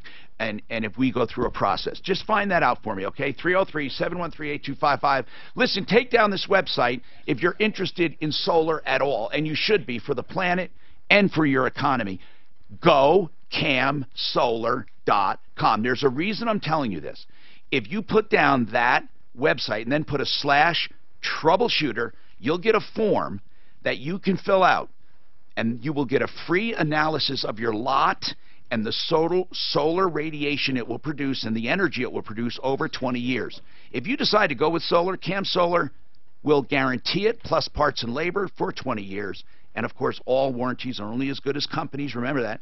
They have 3,000 systems in operation. They have a great rating. It's GoCamSolar.com/troubleshooter. Remember, never money out of pocket, low monthly payments because of the tax credits and all of that. You save from day one. GoCamSolar.com/troubleshooter. Sorry. This report is brought to you by... I wanted to ask her if she would say, I wanted to ask her if she'd say, welcome to Disneyland. Yeah. What'd she say? How old was she? That sounds like a voice modifier. 29. That's a voice modifier. No, that's her. You think so? Yeah, I know it. I talked to her this morning. I want to know if she's a small person. He's going to say, is that right? He won't ask if that lady was fat, but he'll ask if she's a munchkin. Were you on the Wizard of Oz movie, any chance? That's on Sunday? What's that? That's on Sunday? Yeah, so let's just do it. I'll make time. I don't even care. Let's just do it. You guys split? We got a few. Yeah, that's what's for hiring, where business owners and HR professionals your celebrity bartending tomorrow? I'm not, no.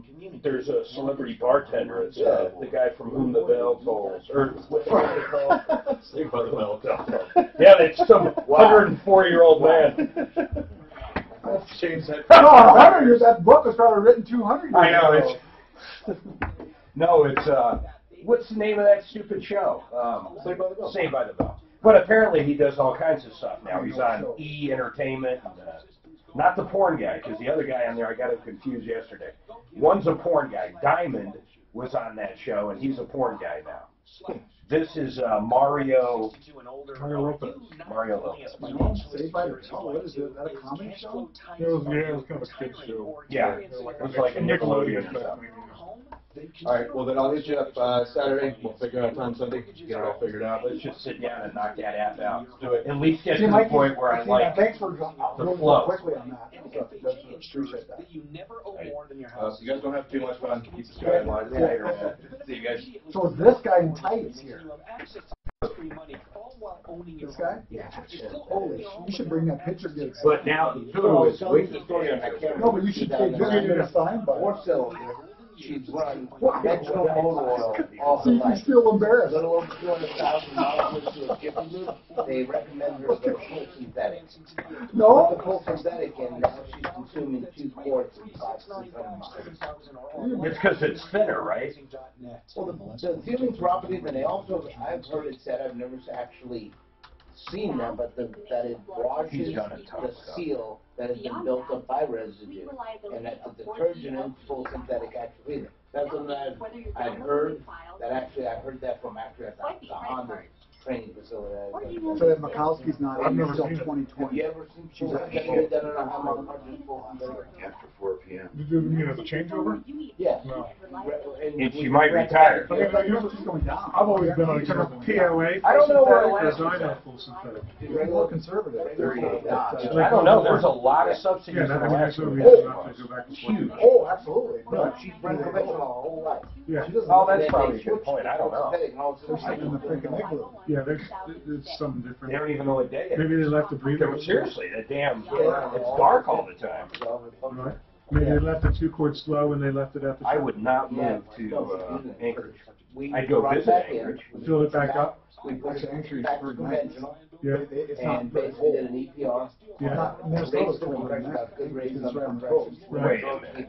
Hold on. I'm checking both. Okay. And it's Lunch? you can't always say that as well. There's no. Right, put The only thing I've heard about synthetic is that you maybe don't want to break the car in because it's so slippery that you won't. Minus seat properly. 34, But a car minus that's fully broken in, 37. there should be no reason not to. Now, where did you say? As long as it's dyno oil. What is it? Good for the first 4,000 to 5,000 miles to drive the car. That should be more than enough. You know, there's so many different ideas of opinions. And I've never had any major My old one, that's what's synthetic. Very first oil. These are highs. Why is it That was always what I had always heard. That he do one question you and continue it on it. And history. I've had no issues. I switch customers back and forth depending on what's in their product program. None of them have complained about consumption issues, drivability issues, nothing. This is crazy why it's just on top of it. Coldest day. I don't think Mobile One's been using PAOs ever since Castrol won that court case, saying that we've done enough to the dyno oil to change its structure, its atomic structure that's full synthetic. Hi, Tom Martino, your troubleshooter, 303-713-TALK, 713-8255. Simply Floors Inc. for simple savings. It's really, that's the way it works. If you want savings, you go to simplyfloorsinc.com. If they carry the stuff, and they carry most of all the major stuff, luxury vinyl tile, waterproof carpeting, regular carpeting, even shag carpeting, hardwood floors, laminated floors, engineered floors. Here's what it is. You save 20, 30, 40, sometimes even half. Yep. But if they don't carry it and they have to go through special things, they might come out and match. They have a price match guarantee, but you'll always get better service with designer services as well as regular installation with a great crew. And this is simplyfloorsinc.com to make your own appointment. They're at 52nd and Ward, southwest corner. All right, let's keep going. 303-713-TALK. Guys, we will get to all of you, especially the ones who wrote to us, like Troy. Troy wrote to us. He wants to know about a 2014 Dodge Power a wagon, I believe it is, a 2500. We got Alarama's Pro Auto Care, Jeff Vick, Kimmer Transmission, and Tom Maggio, Hands-On Auto Tech. Go ahead, sir. What's your question, Troy? Actually, I'm just calling with a concern. My truck broke down on June 20th and was towed for a no. Are you there, sir? Did he get disconnected? I guess he did. Geez, I hope he calls back. Suzanne, he got disconnected if you want to try him again. Michael also. Go ahead, Michael. What's going on? Michael, this could be maybe us. Oh, let me see. It sounds like they're dead. It might not be him. Can you check the phones, please? Because now Michael's not answering. So let's try another one. Hey, Bill, are you there, sir? Yep. We officially have a problem with the phones. They are not answering. 303-713-TALK. They might have rebooted the system. Well, yeah, but that usually you would hear them. Can you see if you can pick up in there, Suzanne, please? Is she talking to them? All right. So can somebody go in and see if they can hear in there? Brutus, can you hear in there when you pick up the phones? You can? Okay, thank you. All right, so we'll get to them in a minute here. All right, so we have our experts, though, so why don't we take some car questions I'm getting by email, okay? They said on that car that we were talking about, Mustang, you said the NADA value. Is that, they want to know where they find it. Isn't it online? And do you have to be a dealer? Can anyone look it up? What are they? Okay, but they also ask what other pricing books are there that and what people what do you use like Kelley the best? Blue Book. What do you like the best? I like NADA. That's National Auto Dealers Association. Okay. Most of the dealers use that. Well, and what about this Kelley Blue Book we hear about? I see it out there, but I've always used NADA because I find it very accurate, very close to what the market's selling. That's what the dealers use. That was the little yellow book they used to carry around. They now have an app on their phone. That's what they use. Most dealer people are using NADA. You go to the website, nada.com. Edmunds is pretty good, too. Edmunds is another source. Sure. Blue Book's gone downhill after the past few years, I think so. Wow. A lot of advertising, very hard to work their website. One thing I tell clients, too, is if you're looking to buy one or you want to know how much to sell yours for, go on Craigslist, because you can see what people are buying and selling for actively. If they actually sell for that, yeah. If they sell for that, but usually you'll get an idea from there. Troy, I want to see if I can reestablish contact. Are you there, sir? Yeah, our phones are not working. So these guys have to do something since we have a radio show, and our phones. You want me to try to just reboot that one if theirs is working? I mean, it won't hurt. Yeah, go ahead. How do you do that, Mark? You just take the power out? All right. So, Suzanne, can you get Troy's question for us, and we'll just relay it? And meanwhile, so on the pricing, I like the idea of seeing what things actually sell for. I really do. Well, that's the whole premise behind True Car as well. That's the app that looks at what cars sold for in the area. And that's its whole claim to fame is that, and Car Gurus and other, this stuff is starting to really show up online to know the values. What is True Car, though? I've heard a lot about it. True Cars are what the vehicles have sold for. They post. They pull their data, I believe, from a lot of what has been posted from either from the dealer, Carfax, and basically migrate data. They also search cars, and they offer up where locations of cars you're looking for. That's for our phone, like an app or something you see on the computer? Yeah, absolutely. It's an app. It's an app for the phone? Yep. It's a website, too. Yeah, and okay. a website, yes. So, when it comes to modifications this guy said he had done on his car, this is more of a question, I think, in common sense. Where do you draw the line? I mean, this guy put 20 grand in a car that's worth 20. So, I mean, I can tell you as a consumer advocate that you do it based on two things. First, the mission. If your mission is to keep it forever, and you truly mean that, it doesn't matter. It's you. If you're looking to someday get out of it, you better be practical because it all comes down to numbers.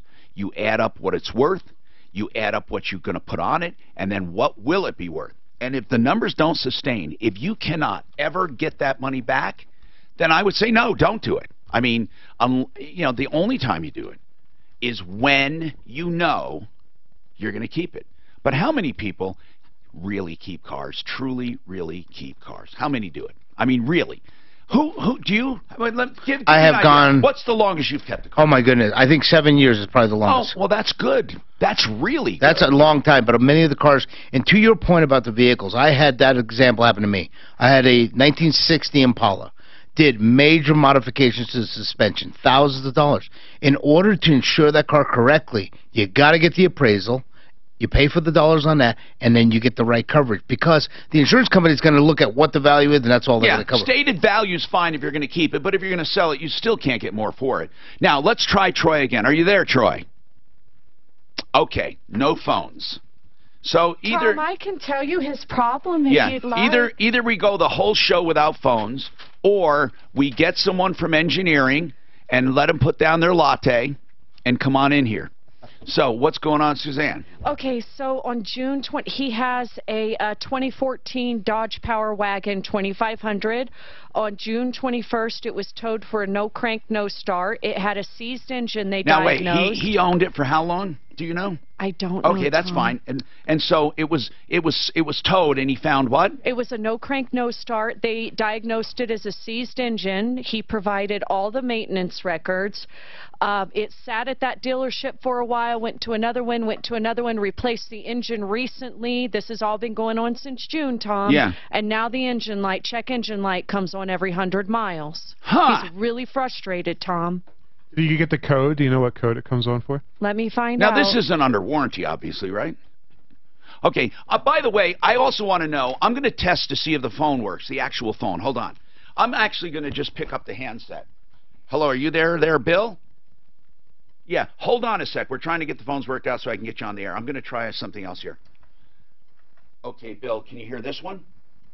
Okay, so, actually, I can, what's really weird is, I can put him on, I can take him on the handset, but I can't take him on the air. If I go on the handset here on the left side, I can talk to him, but when I try to put him on the air on the right side, it doesn't go on the air. So, that's weird. That's just weird. I'll try it again. Bill, are you there, sir? Yeah, they're not working. It just happened all of a sudden. I'll bet you there's a button in there. Something was pressed because all of a sudden they stopped working. But the actual phone here is working. So, guys, what do you think about this? I mean, the guy's pissed off. He's, you know, what do you do? What is his actual question? Is he wanting to know what? I mean, no crank, no start. And now engine lights are coming on. What did they do to fix it, Suzanne? Ask them what they did to fix it. They replaced the engine, and now a check engine light's coming on. Well, that's probably minor. The codes are P0171 and P0174, guys. It's running lean. It means they've got a vacuum leak on the intake you actually went into your head. I saw the little lights going. Blah, blah, blah. You actually know that? I've been working on cars for 20 years. So it's I'm not just an owner. I'm a tech. It's running lean. It's running lean. So that's minor, though. He's got an air leak somewhere, either in the intake or the exhaust. Yep. So, Suzanne, that's what it sounds like.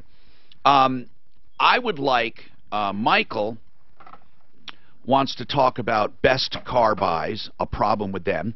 Con wants to talk about... They're one of the worst. Best car buys is one of the worst. Why is that? They're one of these buy here, pay here's. We just get a lot of complaints on them. All right. So...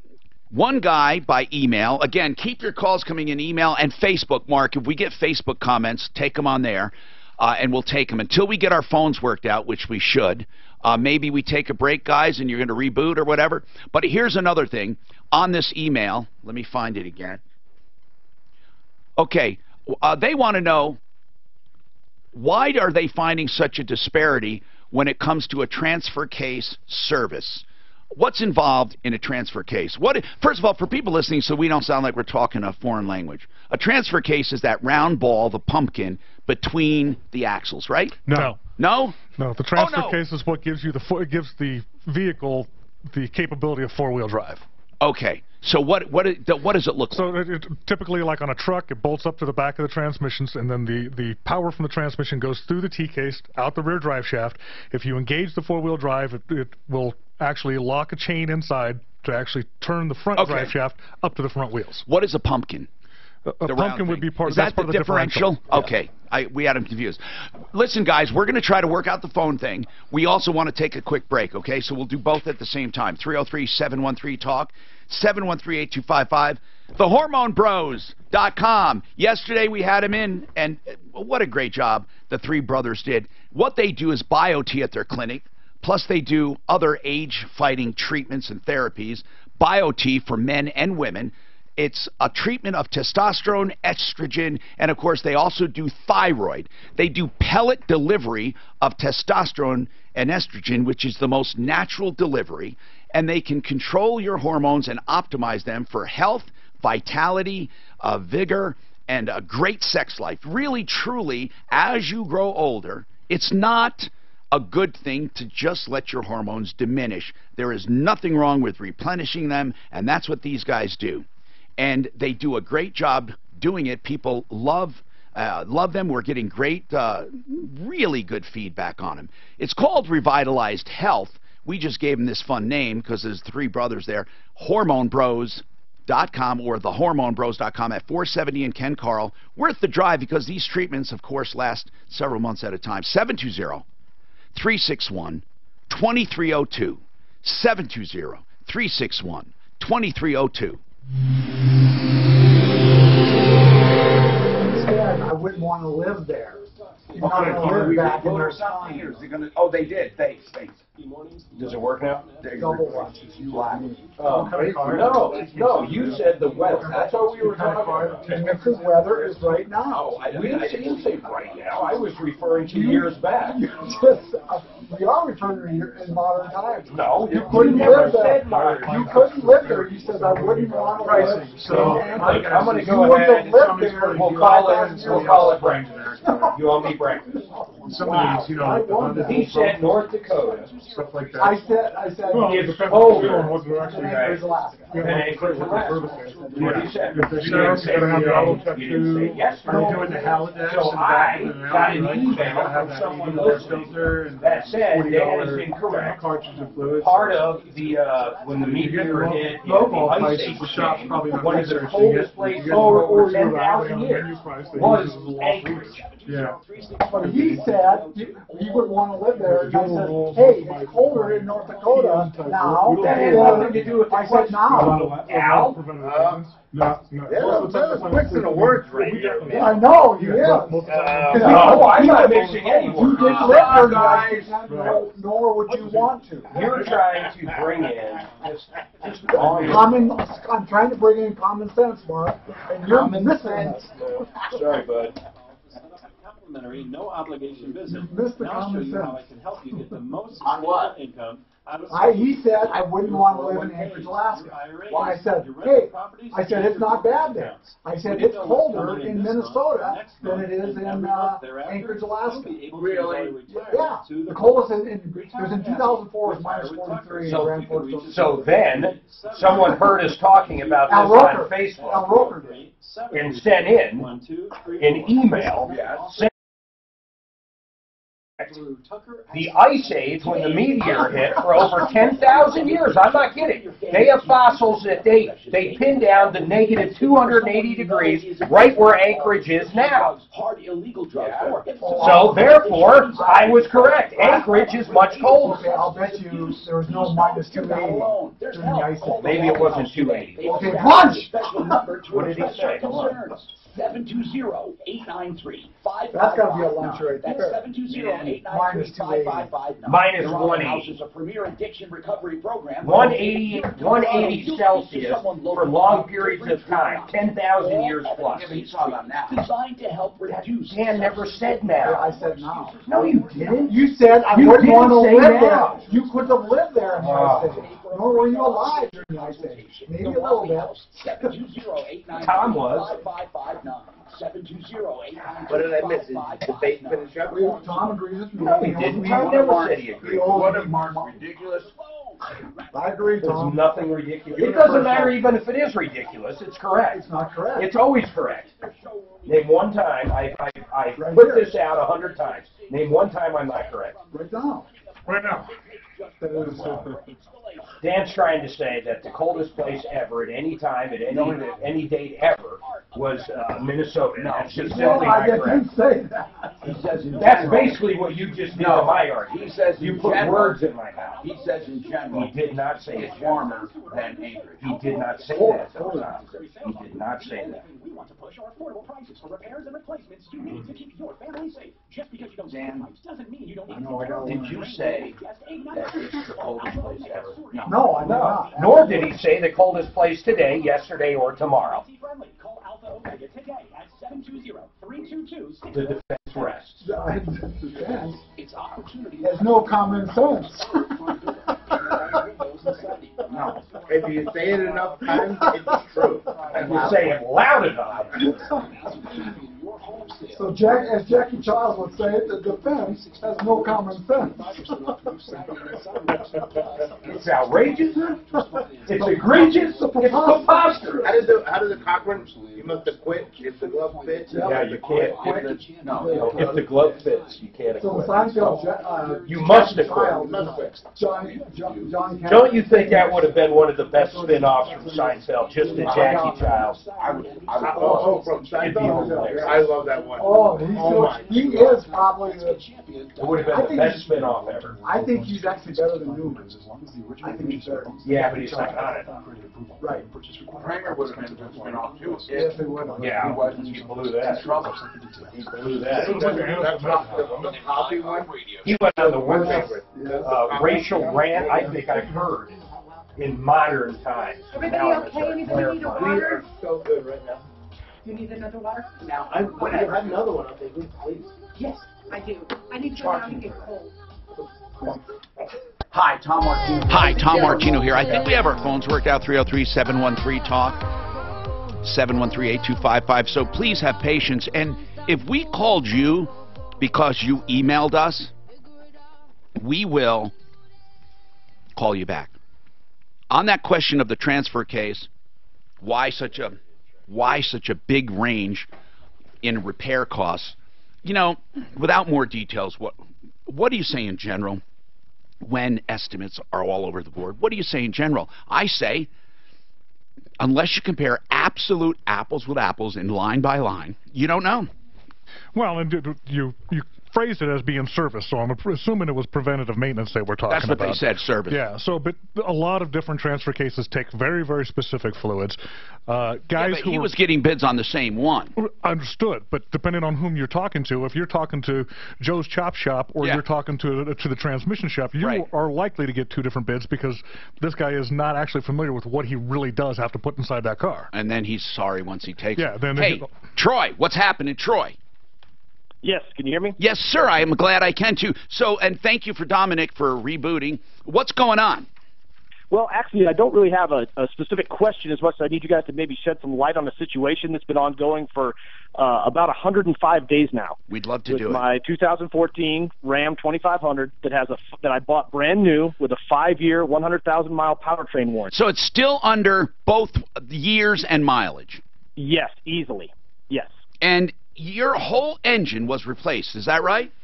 They put in a long block. So basically, obviously, they had to bolt on my valve covers and my oil pan and all my accessories. But yes, they put in a long block, and it gets better. As soon as they put in a new long block, after it was put in at about 85 days after it was towed, is when the long block was actually installed. And then they found that there was a misfire in cylinder 6. So they had to go back into the new motor, and they found a push rod with a broken ball end.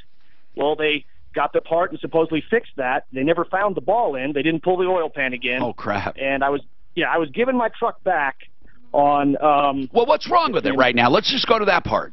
Okay. Well, basically, they gave it back to me. I thought I was running fine. Within 100 miles, the check engine light came on, and it was throwing those two codes, P as in Paul. Yeah, and our guy said that's a lean, running lean. That's correct. And then he knew that from they told me the first thing they said is run some 91 octane through it. That maybe see if that fixes it. I'm like, okay, that's fine. Well, a day later, the remanufactured starter they put on my new engine, the solenoid blew. So my truck was dead in the water again. So the same codes came up, the P171 and the 174, and then also I had a dead truck with no starter. So The dealership gave me permission to actually replace the starter myself so I could get it back down to the dealership so that they could, Anyway, okay. So, but let's go to today now. I know you're telling me. I know you went through a lot of pain and misery. So right now you have a replaced long block and various other services, and the current problem now is these codes are coming back every 100 miles, and the dealership is trying. Did you ever try to go to another dealership? Yes, this is actually the second dealership. Okay. The first dealership my truck was towed to. Who was the first dealer? Yeah, it was Vista Chrysler, which is now Groove Auto Group. Okay, and who was the second one? It's at Christopher's Dodge in Golden, Colorado. Okay, now, I wouldn't have gone to either of them, but that's just my opinion. And to be fair, we haven't had complaints on Christopher's in a very long time. They used to rot. I mean, the complaints we got from sales and service, but I have to be fair. That was, what now, 4 years ago maybe? 5? I mean, so I got to be fair. I shouldn't say that. I don't know them right now. But here's what I will say. You need another one. You need a fresh set of eyes. You just do. I don't know what else to tell you. When you got the same people doing the same things, nothing changes. That's correct. So, but what's preventing you from going into an independent shop for a diagnostic or somebody who really knows their stuff and then going back and saying, this is what's wrong? Only the fact that I live like 2 hours from Denver out in the mountains. So everything we do at this truck is a big ordeal. Where do you live? What part? We live in Como, out near Fairplay. Okay, so southwest. Where are you? 85. Okay, where are you in relation to Colorado Springs? Closer than Denver? No, it's actually about the same. It could go either way. We're right in the middle. We have someone we'd like to send you to in Colorado Springs, but I know you're frustrated and you probably don't want to. But what we would do is hook you up by phone first and get a bunch of information. They would. And then your visit would be productive as opposed to just hunting and searching. If you give them the lineage and the past invoices. Mark, would you say that? Yeah, I think it's a good idea. I think because Colorado Springs Dodge really has a... Andy's top-notch. They're stellar. They have a stellar service department. Really.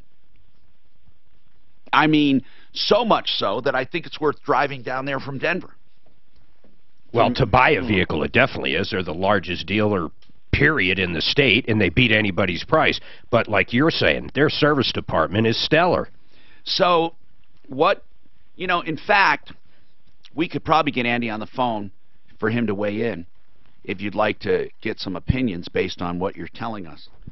If not, we can set it up, 303, for you to go there, 303-713-TALK, 713-8255.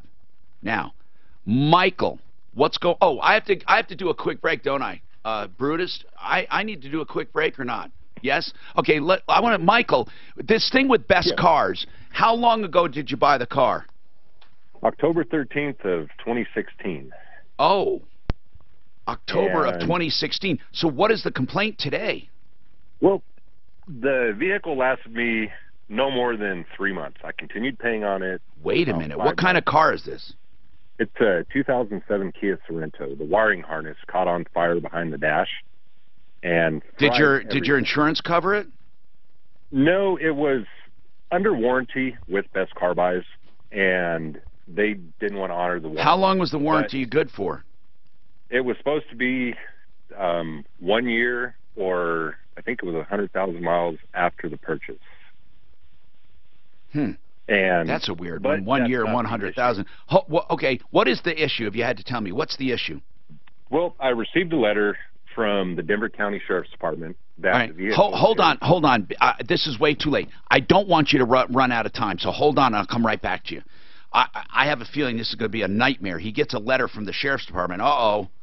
HouseModern.com, H-A-U-S-S, for the wow factor. That's what I call it. Go into that kitchen, bath, the closets even. House Modern, ceiling, cabinets, countertops, fixtures, plumbing fixtures, electrical fixtures, flooring, subflooring. They do it all. They want you to just say here, and they'll do it. That's the way they do it. It's not your fix and flipper.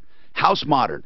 And this is the place that will make you say, wow, go look them up on our website. You can search regular house, even though it's spelled H-A-U-S-S. Go and just search House Modern at referralist.com. Find out all about them.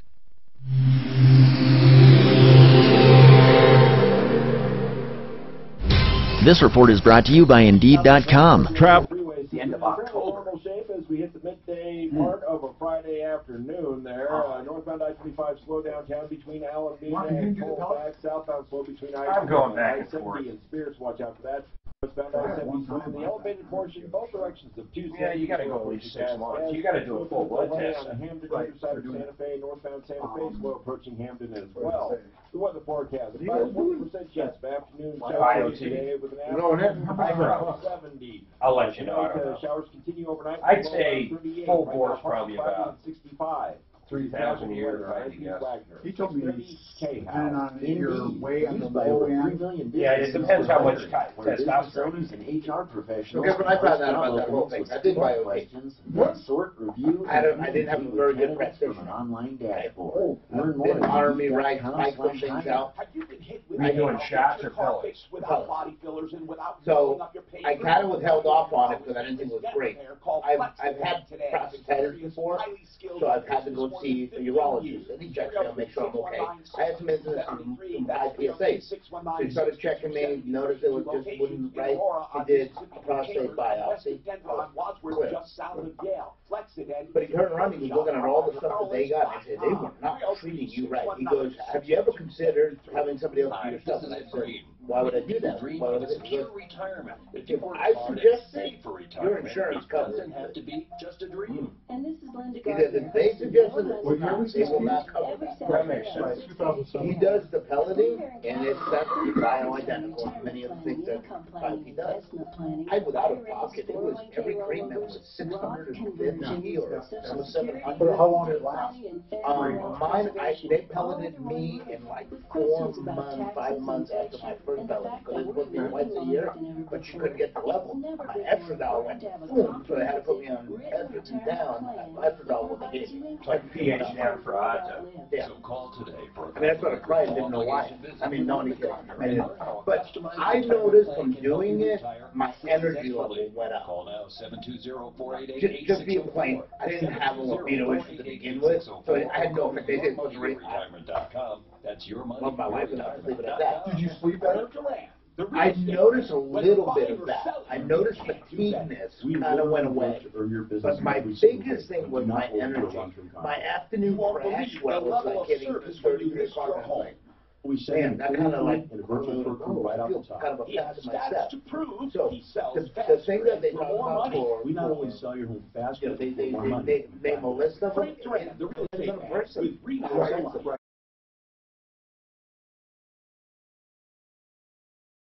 Fair, you know, Rocky's fired him. I said, by the way, why did you get fired? He said, because I was working for them. Did you know he was working for the Rockies? And he tweets, the owners are completely incompetent. And he doesn't think it's fair.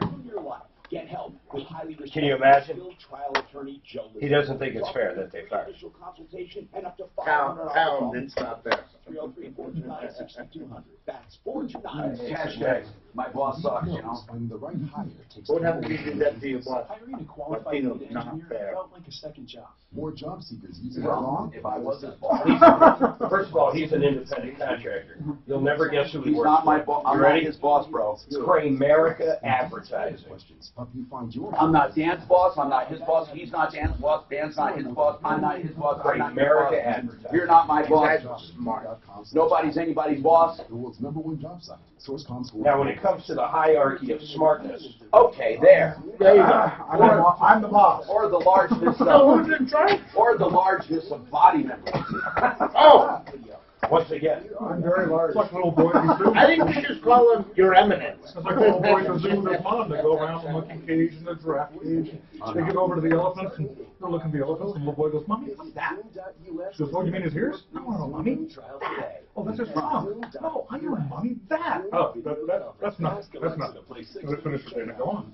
Next weekend, Dad has a kid. What do you want to do? Want to go to the zoo? Wants to go to the zoo. They go to the zoo. The little boy runs straight to the elephant cage.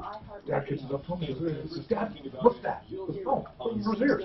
No, that. He goes, Mom, no, Dad. He goes, no, that's his penis, son. My mom said it was nothing. I said, oh, your mother's a very spoiled woman.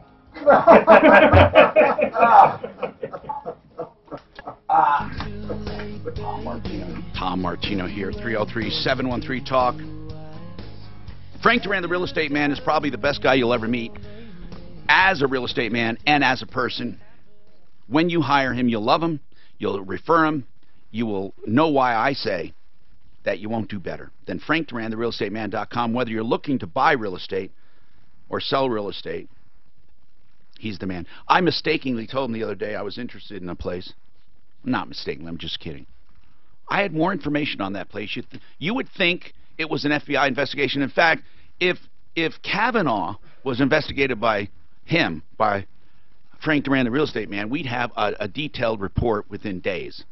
Anyway, Frank Duran, therealestateman.com, 303-920-1622. Let's go to this best cars problem again. Mike, a 2007 Kia Sorento. You bought in 2016, fall of 2016. This is 2 years later. You had a 1 year, 100,000 or whatever warranty. Something happened. Why now? What's going on, man? What's going on? Well, they didn't want to fix it. So I kept paying on it for about 5 months after that. I did a voluntary repo, had them pick it up. By the way, voluntary repo is exactly like a regular repo, just minus the expense of the repo. Correct. It does the same exact thing to credit, and you're still responsible for deficiencies. There is no difference. Go ahead and keep going, sir. Yes, and I paid it off after the repo, so it would not affect my credit. Man. So I received a letter from the Denver County Sheriff's Department impound lot that the Kia Sorento was an impound. So I called, and come to find out, the license plates that I had on it, the VIN number was still registered to me. There was major crimes being committed in that Kia Sorento, and the deputy that I spoke with... They must have sold it to somebody. Well, the deputy said it looked like it was being used as a parts car. Well, whatever. So I wanted to know if they kept my plates, everything on it. Yeah. I don't know how they kept the registration going for the tags. Yeah, or they didn't re-register it, or they put phony tags on it. There's all kinds of ways. It happens all the time. So what about it, though, sir? Well, I did not know if that was still using my information because it has a... Okay, so let's say they were. I mean, let's say they were. I don't understand why you're calling, though. I don't understand what you're asking, is what I guess. Well, I didn't know if I had any legal recourse against them for still using my information on the vehicle. I received a letter for it. Okay, what do you mean by legal recourse? Well, I didn't know if that was some sort of fraud against the car dealership or... Well, let's say it's major fraud. Let's say it's major fraud, again, either against the car dealer or you. Let's say they are using your information and they keep it registered and it has your plate on it. Yeah, let's say for argument's sake it is major fraud. Now what? Well, I wasn't sure which route to go. Well, what you do is you get it stopped. That's what you do. In other words, and I think it's been taken care of because it's going to be stopped. So the problem is solved. I mean, you stopped the fraud if there was fraud, right? Right. Okay, so the problem is solved. Okay, well, thank you. I think you were really asking, do they owe you anything? Correct. Okay, let's examine it. I don't know. I would say not. And if you want to stick around, we can talk about it or not. And it's up to you. We got more coming up. Is your credit score or Slater buying a home? Maybe it's stopping you from refinancing to a better rate. Hey guys, it's Ross coming here to tell you there is more to your credit score. So if you've been denying a loan, I think he had a caller saying something like, hey, there's an MD physician and a Sufi master who show us how to use mystical healing powers. Okay, Mark, book it. Greater Book what? Dr. Ibram Jaffe, MD, and Sufi Master, who show us how to use metaphysical powers of the universe to heal. I've done that.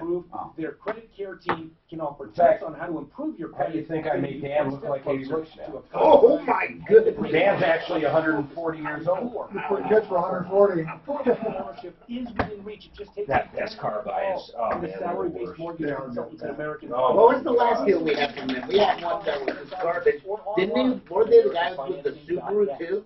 I've had so many over the years with them. They're just horrible. They're horrible. They're on Colfax, aren't they? Now, which The big green building. Which is the guys that were on Alameda and La Pam?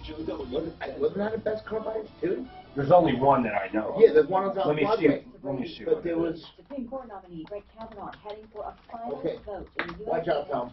Taking the attempt. The no look over the head. Oh wait, yeah, there's best car buys It's 3. even close. They must have more than one. It's in the same room. It's in the same. I made that shot one time and I've never risen to glory. Was that the again. time you beamed Tom? I hit him that one time. That's funny. Majority Leader Mitch McConnell's closing argument criticizing what he calls partisan politics overriding the presumption of innocence. Oh, you couldn't get more partisan than that. It's a shame, though, we've come to this. Misconduct allegations. I think Russia actually did a very Are good you job. saying that women should be assaulted with no repercussions? Are you saying she was actually assaulted? There's no proof of She it. said she was. Okay, That's I'm saying all wasn't. that counts. That's all. You're trying to poke the bear, Tom. Wow. She said. In fact, we can do away with the justice system. And just have. That's it. My turn to buy next. If you're accused, you're guilty. That's it. Done. Only if you're a white male.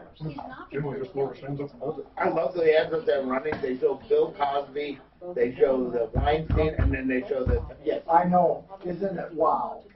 These are convicted dudes that have actually. This guy's being investigated. Well, I don't know. They also have they a white said they were going to pull out every stop that boy did they. Of a gang of men that would run around when they were 16 and 17, raping women at parties. They'd line them up, drug them, and gangbang them over 10 times. Yeah.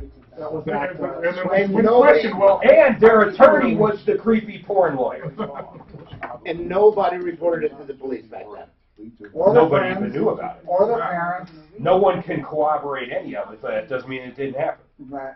Well, the girl that made the accusation Later, lives did you hear on that? him. But He's supposed to be calling in by 11:30. No, it's 12. That's what I'm saying. Or I'm sorry, The woman, though, do you ever listen to her talk? She's like, Which one? Mark wanted to get this picture from him when he was on all the bills. Come on, don't do that to the poor guy. I mean, like that's probably like you're the child the woman stars, that first how they came like. accused him, I just lost her You see, name. he in tights. Yeah. The picture he's in tights. Freaking odd character, bro. What's the name of the show? What's the name of the show? Between 11:30 and 12:30. So you can protect yourself and also your close talking coworkers, high-fiving neighbors, 2-month-old me.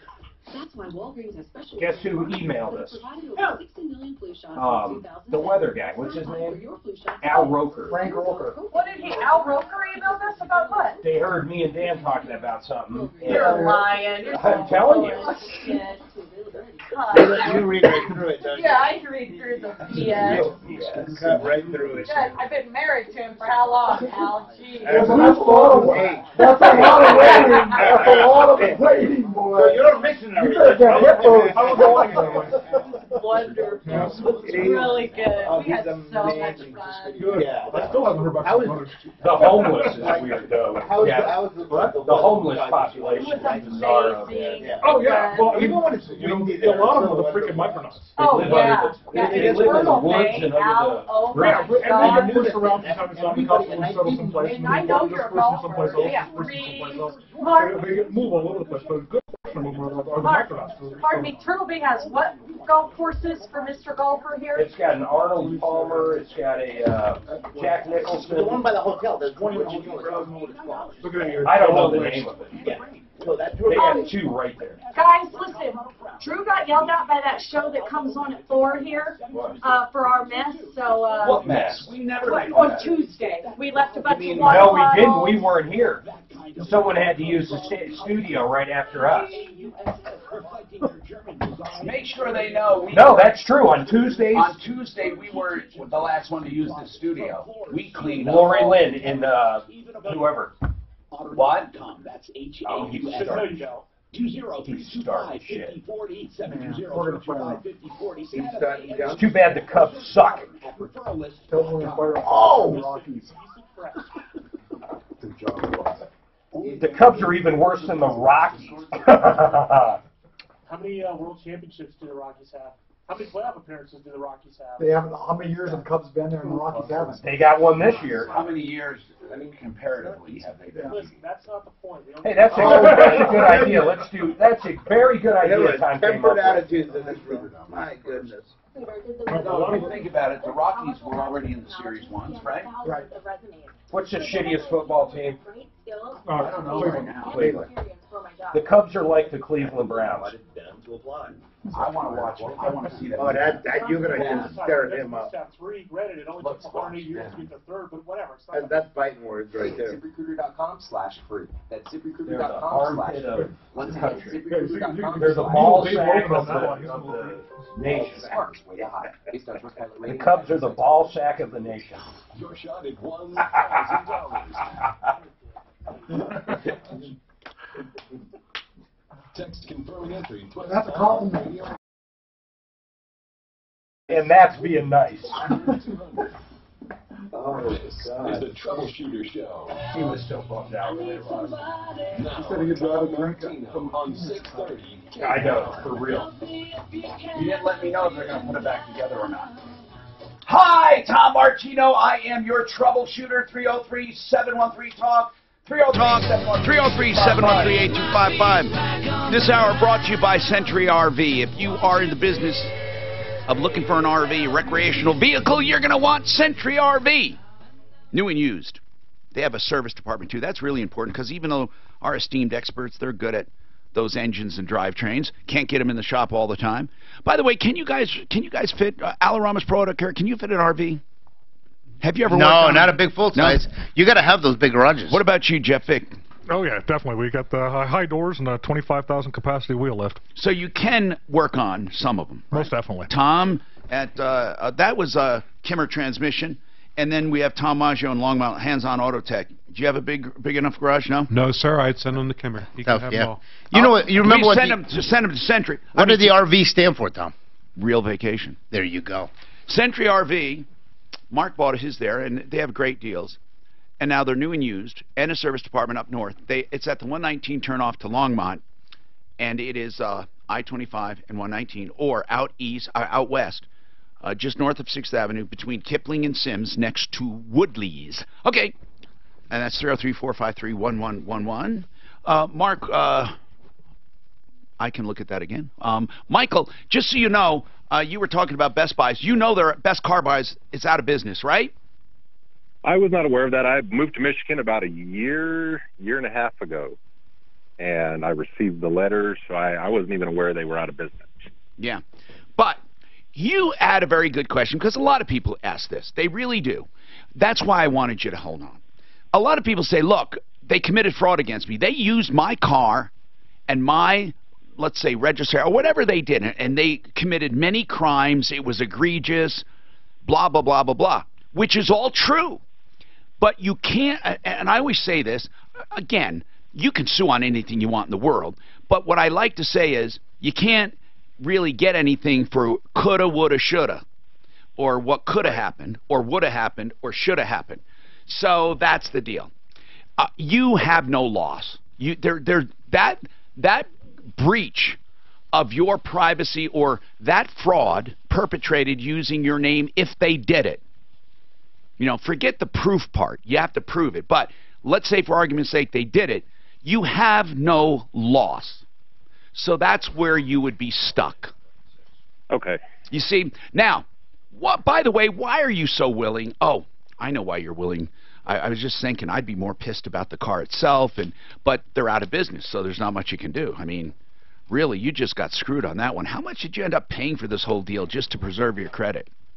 Well, the vehicle was $14,000 something odd dollars, and with the voluntary repo, they dropped it down to $7,000. Oh, they did settle with you. That's nice of them, man. Yeah, $7,000. So, but this is it. In my opinion, this is this company's MO, though. I mean, these guys. Who was the owner? Who was the owner there? I do not remember. There were so many different people that we worked with, man, and you could never get a hold of nobody. They had one department. Their financing company was part of the dealership, but they were separate. So it was so hard to get in touch with any management or anything there. All right. Sorry about that. Really sorry about that. Bill wants to talk about Performance Auto. I'm not sure what it is. Bill. Yes. What can we do for you? Okay, so a little bit of a backstory. I have a 1969 Ford pickup truck that I bought, and my neighbor, who is Performance Auto, I hired them to do a restoration on it, a motor rebuild. And when you say restoration, on the entire vehicle? Well, just on the mechanical side. So okay. Basically, the engine was pulled and rebuilt. And what about transmission? Well, we put a new clutch in it. The transmission was it's still original to it. So my big issue with this is the motor. It took him about 2.5 years to do the rebuild, and once he handed the keys to me back last October. I don't understand this. I mean, you're really just talking about an engine. When you say restoration, you're talking about an engine. You didn't even have the transmission done. So why the hell 2.5 years? I don't understand it. Well, they did a lot. Yeah, well, trust me, it was a long artery. I mean, there was a lot of work, but yeah, it was a long. It took them way. So it's way more than it sounds like. Way more than just an engine. Yes. So when he finally did get the keys to me and I started driving it, I couldn't really officially drive it for about 1.5 months because there was a VIN issue. I had to get a VIN verification. Yeah. And so I officially got plated on in December of last year, and started driving it, and it was smoking, and the smoke continued to get worse and worse. To the point did you get any kind of warranty on this work? Yeah, he's warranted his work, and so I finally parked the truck. What was the warranty, by the way? A year. I think it's a year, and I don't remember the mileage. Anyway, you parked it. So what's going on with it now, man? Well, like I said, it was smoking so bad the motor wasn't running properly in it, and so I took it to him. He's my neighbor, and it took him all summer to get it into the shop to pull the motor back up. He said, yes, there's something wrong with it. Well, that's nice of him. Yeah, pulled the motor out, tore it down, and is now telling me that the crank, which I had machined at the same time I had the block and the rocker arms. You said he did it. Well, yeah, the machine, he did the rebuild. The machine shop did the machining on the block. But hold on. Was this bastardized? Did he open up the engine and you took some parts and had them done? Well, yeah, basically. I mean, all the parts on the internals on the motor, minus the crank and the rocker arms, is brand new. All the heads are brand new. But what happened to the crank? When you take it to a shop, usually the shop does everything, but you said something that's troubling. The guy I had machined the crank. So that tells me, okay. Well, that's just kind of a figure of speech. Okay, gotcha. Okay. They had the crank machine. All right, so what's the problem with it? What's the problem? Well, it was smoking so bad, he tore it down, so the crank is damaged because it was burning so much oil out of it. And is he saying it's not warranty? Well, no, he said that since it ran out of oil... It's not his fault. It's not his fault. However, I mean, the motor's brand new. I would venture to guess that it has less than 500 miles on it. How much is it going to cost to fix? I don't know yet. He said he was going to pay for the gasket kit and the labor, that I have to pay for the machining of the crank again. I have to get a new camshaft, a new lifter, because the camshaft was also damaged. Guys, what do you guys think? Do you have a written warranty, by the way, in writing? I believe I do somewhere. Okay. Guys, what do you think? It's clearly coming down to whether or not this is the owner's fault, or is it the fault of crappy work? The problem with having your engine rebuilt, meaning you take your engine out of your car and have it machine shop rebuild it, Machine shops give you a 30-day warranty, and that's it. Yeah. And the shop ends up being the middleman. So, yeah, but the shop is responsible to the consumer. Sure, and hopefully the shop will step up to the plate. It sounds like maybe the rings were gapped wrong, and he ate all the oil. He's saying, the shop is saying, it's your fault, Bill. It's not my fault. Yeah, basically what happened, what he said is that he did, the mechanic did install the pistons and the rings, and he said that it was a ring failure, and that's why it was burning so much oil. I knew it. They didn't gap the rings. Listen. No one. We don't have to go over this again as to why it failed. It failed for. It could fail for anything. But what he is saying is that you ran it without oil, and this is common. We have people all the time that drive a car, and it's legit. If they stopped it and called a tow truck, they would have been towed in, and the bad rings would have been replaced under warranty. But they kept driving it, and it seized, or it blew the engine, as they say. And then the shop owner says, well, yeah, it was a warranty issue, but you ruined the engine. So now you have to figure out how much more did it cost because you ruined it, because the guy would have been responsible for the original problem. And then you kind of try to split it. Exactly. So is this split that he is proposing fair to you? Well, personally, I think that with the motor being so new and so low miles, that I think that he should cover the costs on everything. Okay, now, Bill, hold on. Let me use that reasoning. You have a brand new engine, and it has a faulty oil plug, faulty in the pan, faulty. Yep. It drops out. You drive that truck, and you go like 30 miles, you get a red light or overheating, and you keep driving it. The engine seizes. Now, are you telling me the guy needs to replace the whole engine? No, I mean, then the whole engine doesn't need to be replaced. Well, not what I'm saying, the whole repair. You are telling me this guy owes you, and he might, by the way, but you're telling me he's responsible for 100%. What he is trying to tell you is that, no, I'm not. You ran it without oil. Guys, this can't be the first time you heard this, okay? You put something under warranty. If somebody runs it out of oil, even if it's under warranty, you can't be responsible for it. That's right. And you also have those ones where they overheat and they keep driving. That's another example of one. So I don't know if you did, Bill, but that's what the guy is saying you did. Yes, that's exactly what he's saying. I took it into him about after 150 miles because the motor started acting really funny. Yeah. Took it in there, and it was 4 quarts of oil low.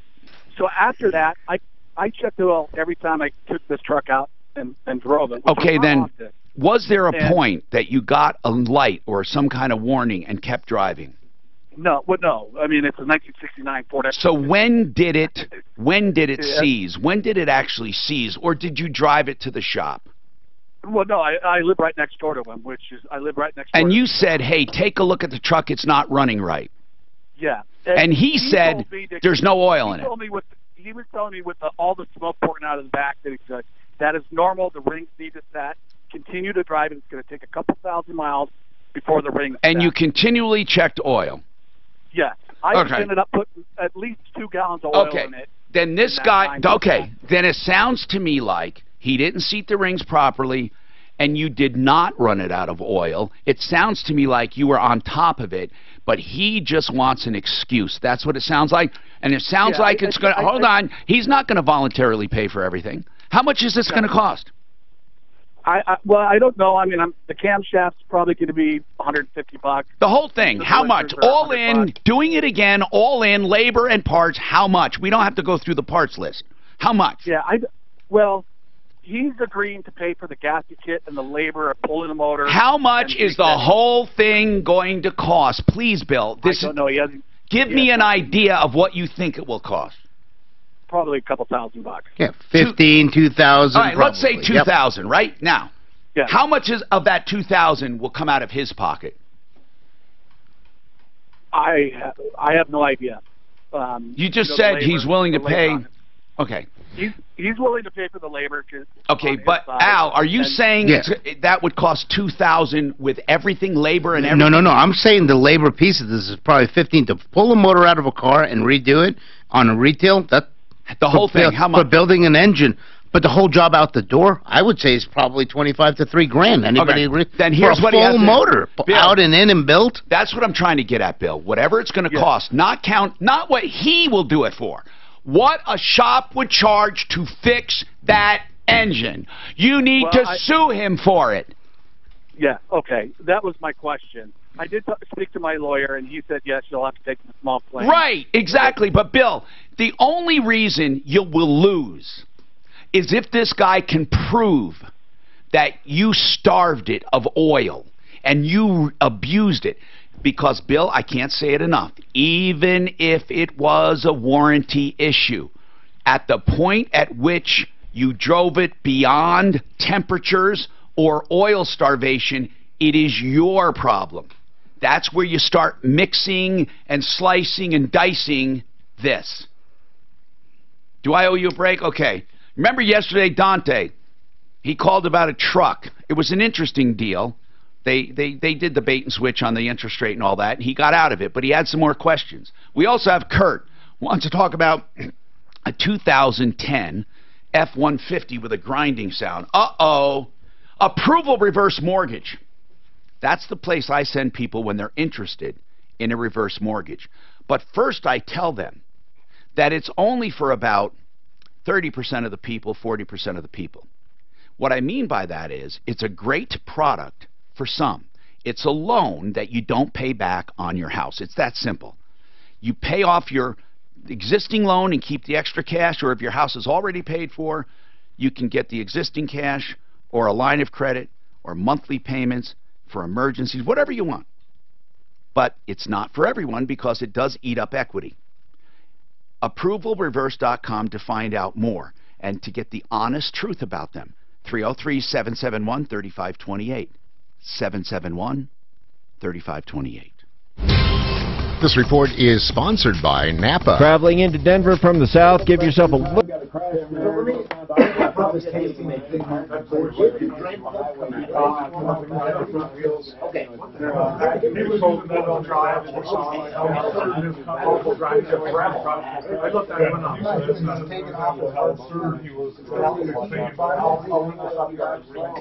That's what I was looking at the screen for to get a head start on. He told me it's going to do that. Big chance of afternoon showers today with a high near 71. Keep an eye on your own. Well, and the other thing is, all the other guy has to do is say, I never told him that. A reusable bag today for just 99 cents, and you'll get 20% off nearly anything that Not fits that that's the right inside. thing to do. No, but I'm fresh oil filters, all 20% off. You should throw it to my People, that's Napa. I called the transmission this weekend. It burns down. I actually have a disclaimer on there. It says your responsibility for make sure keeping on top of these fluids. Because if you bring it back burned up from a lack of fluid, it's not covered. As much as I would love to talk to every customer every day, I don't have time to pick up the phone and say, "What's going on?" Have you double checked to make sure there's no leaks? Golden Slide Income is the outcome that matters most. I'll see Bobby on Hi, this is Sunday, so I'll get better idea. I've been in retirement planning for wealth management for over 35 years. iTed's here. iTed's in the house. That might not change your lifestyle. He went right for the pizza. However, if I doubled your income, that can make a significant. He said he's going to buy you lunch. Yeah, of course he is. Whether you're retired or want to see how soon that can happen, of course. Give me a call to set up a complimentary no-obligation visit, and I'll show you how I can help you get the most sustainable income out of Social Security. By the way, Tom, I really want to your thank you for IRAs, lunch. your rental properties, and your brokerage accounts. When you know what's coming in this month, next month, and every month thereafter, you'll be able to enjoy retirement to the fullest. But your homeless people Happy, retired yes, customer. most of those are micros. You can reach us at Micros are what? Micronauts. That's the Micronesian. The Micronesian islands that got so polluted with a lot of the nuclear testing and whatnot, they displaced a lot of them. The government actually paid for them to go wherever they want to go. And pretty much most of them got displaced over the Hawaiian Islands. I did not know that. Yeah. But once they got there, they couldn't afford to live. every hour. Oh, yeah. So, and all those chickens you see running around, okay, if you catch one, you can eat it. Oh, yeah. Whatever you want. Yeah, I know. I was there 18 years ago, I remember being homeless. Well, like I said, the Micronesians were literally paid to get off the island. Yeah, no, that was when they did the fee thing back in, World War II days. Well, sure, but a lot of the lawsuits and stuff came up. So, the cats are everywhere, too. Oh, yeah. Which is fun, because they keep the geckos for a reasonable If you think about it, the cats love it there. I don't think they have a predator on any of the islands. I was trying to think of something. They don't. They don't have a natural poisonous snakes. Maybe a dog. Poisonous spiders. I don't think there's anything venomous on the island at all. No. Hi, Tom Martino, your troubleshooter, 303-713-TALK, 303-713-8255. Welcome to the only show of its kind anywhere. Let's go to the phones. Okay, so we were last with Bill, right? Did we leave off with Bill? Let's see. I couldn't tell if you were done or not. I think we are done. Yeah, we told him what he had to do. Okay, and then Dante would Dante, go ahead. All right, so Dante, you know, your brother buys a truck. He takes it home. They said, we need to write a new contract. Can't get you financed. And then they wanted to raise the rate. You guys got out of it. That's good. And you did a good job doing it. So you got out of it. So now what? Well, I have just more questions about. Sure. I'm the type of guy that when I go in to do these things, I like kind of having the background knowledge. So yeah. If they try to do things, I can be like, yeah, no. Yeah. So my question is it was more so with the whole interest thing. They told them 14%. That's where they started, and they're like, "No, we don't want to do that. Like that's too high." Yeah, but what about it though? I mean, we've been through all this where you did the right thing by getting out of it. So my question is, you were talking about yesterday about how if they write under them, like if they sign where they say they're the lead. Oh. Here's what I meant. Many dealers, I don't know why they do it, because it truly, if they have legal counsel, a legal counsel would tell them they are crazy. We've had attorneys go over this. Usually when they do a finance deal, what they do is, since they don't, most dealers don't have the bank right on the line where they can get you approved, okay? They don't have the power to truly approve you. So what they do is they put themselves down under the truth in lending, and under the financial application it says lender. And they don't put in there to be named later, this contingent on that, or on finding a lender. They put their name in there. They put in ABC Ford or ABC Chevy. They put their name in there. And then it says interest rate. They write an interest rate. It says APR. They do the APR. They do all of the truth in lending statements. They do the monthly payment. They do the term. They identify the collateral. They do a security agreement. And they are, for all intents and purposes, they are the lender. Why do they do it that way? Well, I'll tell you why. So when they go to a lender, another lender, they can sell the paperwork. They literally sell the paperwork. They say, here is a deal, and then the lender borrows it. But to the consumer, they have a done deal when they leave. But in reality, dealerships sometimes make mistakes, and they might put themselves down there as the lender and then find out, wait a minute, we can't get anyone to buy this deal. In other words, another lender won't buy it. So they hope that the consumer is stupid, and they go to the consumer and say, oh, we can't get you financed. And what they really mean to say is, we can't get anyone to buy our loan. You already have been financed technically by them. So they say, we can't get you financed. You need to sign a new contract. And they either need to get more money down or get a higher interest rate or something. So meanwhile, consumers usually sign a new contract, or in some cases, if they raise holy hell, they get out of the contract. And I'm saying, if consumers would just listen to me, and dealerships are so stupid, they're never going to change. They are absolutely morons. When they put themselves down as a lender, and they have a truth in lending statement, and they sign the paperwork and hand you the keys, they have financed you for 4 years or 3 years or whatever they said they would do. They have financed you. Now, they're going to say this, oh no, this is contingent upon credit approval, because that's what the contract says. It doesn't say contingent upon another lender approving you. It says contingent upon credit approval. Then the argument is, I have been approved by you. You handed me the keys, you signed the contract, and you let me go. You are not allowed to call me back and tell me I don't have a deal. Can you imagine if a mortgage broker did that? Mortgage brokers sign loans every single day. Every single day they originate loans, then they go out and sell them on the open market. Could you imagine if they call you back and, oh, by the way, Mr. Martino, we can't get that loan done. What do you mean? I just closed and I got the keys and the owners, the sellers left with the money. Oh, no, we can't get you finance. You need to come in and sign more paperwork. It's going to be a higher interest rate. You got to bring in more money. You would say, well, that's ridiculous, because mortgage lenders do it the right way. But dealers, car dealers who are morons, they don't do it the right way. And I have literally talked to the Automobile Dealers Association, and I said, here's how you remedy it. All you simply say is, this contract contingent upon dealer selling or placing paperwork, whatever. It has to be like, I'm not going to give them legal pay, but they don't do it. They don't do it. It simply is a time bomb, and every dealer out there does this about 40 times a month or more.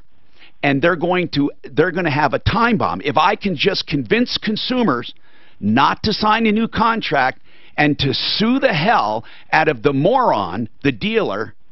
You know, I don't like to speak ill of people in the past, but I have spoken to people at the at the Automobile Dealers Association, and they look at me like, let me scratch my balls. I mean, they're so stupid. They're so stupid.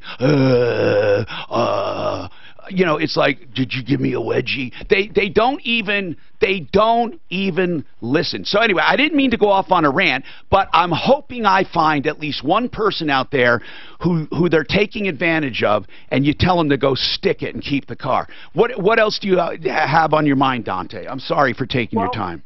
No, you're totally fine. So the question about that then is, how long did they have to get back to you? Because he had that truck for a week, and okay. You tried calling I think the law in Colorado, or the dealer licensing board, has a 10-day limit. I think that they can charge you. Hold on. After 10 days, they can't charge you by the day. That's the only difference. I think there's a certain number of days that they have to get back to you, or they can't charge you that bailment. There's a limit to the amount of bailment or rent, for lack of a better word, that they can charge you. Did they try to get a daily payment from your brother? No, so, well, they made the comment of, oh, well, you know, we're a family-owned, when we kind of raised hell at them. Yeah. When they started doing that, they were like, well, we're a family-owned business, so we're not going to charge you for the time that you had it, and which is fine. Well, actually, Dante, you guys did do. I mean, you really handled yourself well. I mean, you really did. They could have made a lot of trouble for you. Yeah, that's what I was worried. Well, and the sad thing is like I said, he's 20 years old, so his credit, you know, he has good credit but no auto credit. So now that he just did a 20-point ding on his credit report, so now when he goes to find another vehicle, you know, now we're having... Well, no. That's not going to hurt your credit. But anyway, I got to move. I just, like I said, feel free to email us on anything else. But right now, you got out. They didn't do anything technically wrong. And perhaps you could have taken advantage of them, but it's too late now because you got out of it. 303-713-8255. This is Denver's talk station, 630 K-House, an iHeart radio station. Why do they do it? They literally send finance deals out the door every day. Yeah, I really do. Because they want to get that customer tied to them. It's done. It's over. Yeah, but but they literally, like I said, they are in.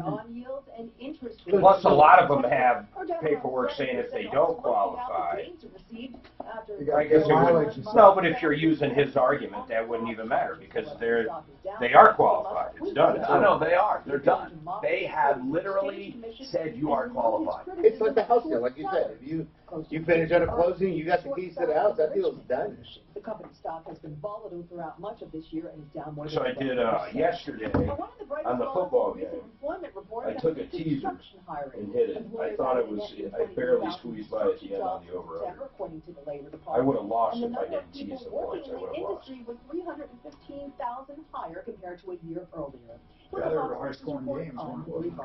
High-scoring game. What does the game turn out?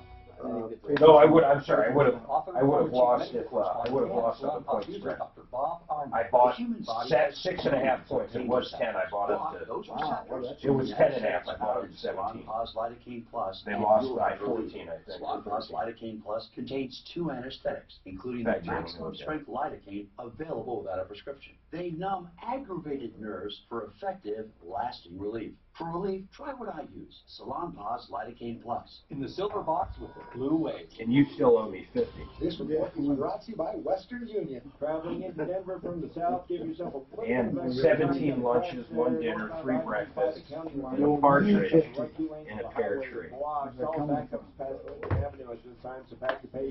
Yesterday. Once you get going crash, you should be in better shape. Looks like there's possible crash there and handling units. See, look what I teased it to.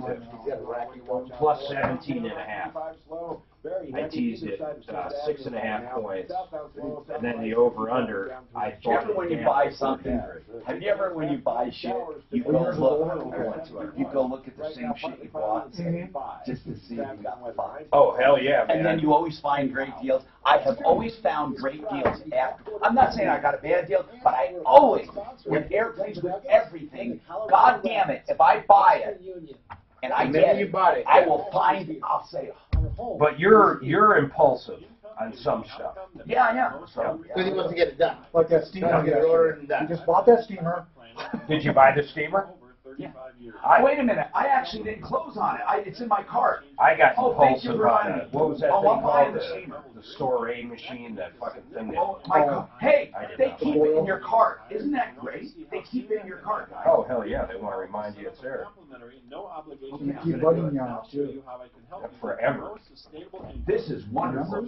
Shipping. Your 401ks, your IRAs, your rental properties, and your brokerage accounts. When you know what's coming in this month, next month, and every month thereafter, why would I do that when I get free? Retire happy. Retire. I'll tell you what they do. If you're a Prime member, are you a Prime member? And you would like to get it slower than 2 days or Prime, they'll actually give you a discount on the product. No, they'll give you like $1 back. Oh, it's ridiculous. You've never, I don't know why they, I've seen sometimes it's like 17 cents.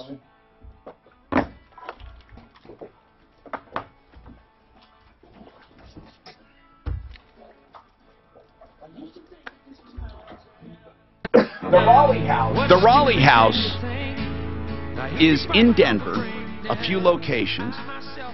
It's a substance abuse addiction treatment program and home. And this number I'm going to give you is not to check in or to be sold anything or talked into it. It's not that kind of deal. This is a place where you go and you call and ask any question you have about addiction, any question at all. How do I talk to an addict? What do I say? How do I approach them? How do I know there is an addiction? I am an addict. How can I get help? What is involved? How much does it cost? Does insurance pay for it? What other programs are available? What alternative methods are there? Do you have the same method as such and such? Do you do this? Do you do that? Anything you want. No holds barred. This is a wonderful thing. A public service. A number for you to call, 720-893-5559. 720-893-5559. Okay. Who should I take here? Okay, who should I? 9-6 here. Okay, he's been waiting. Okay, Con, what's happening? Or she. Con, what's going on? Hello, Con? I'll call her back. All right, I'm sorry, Con. let's go to Kurt. Hey, Kurt, what's going on with you, Kurt, and your 2010 Ford 150? Yep. Hey, Tom, thanks for taking my call. Yes, man. What's happening? Is it a grinding sound all the time?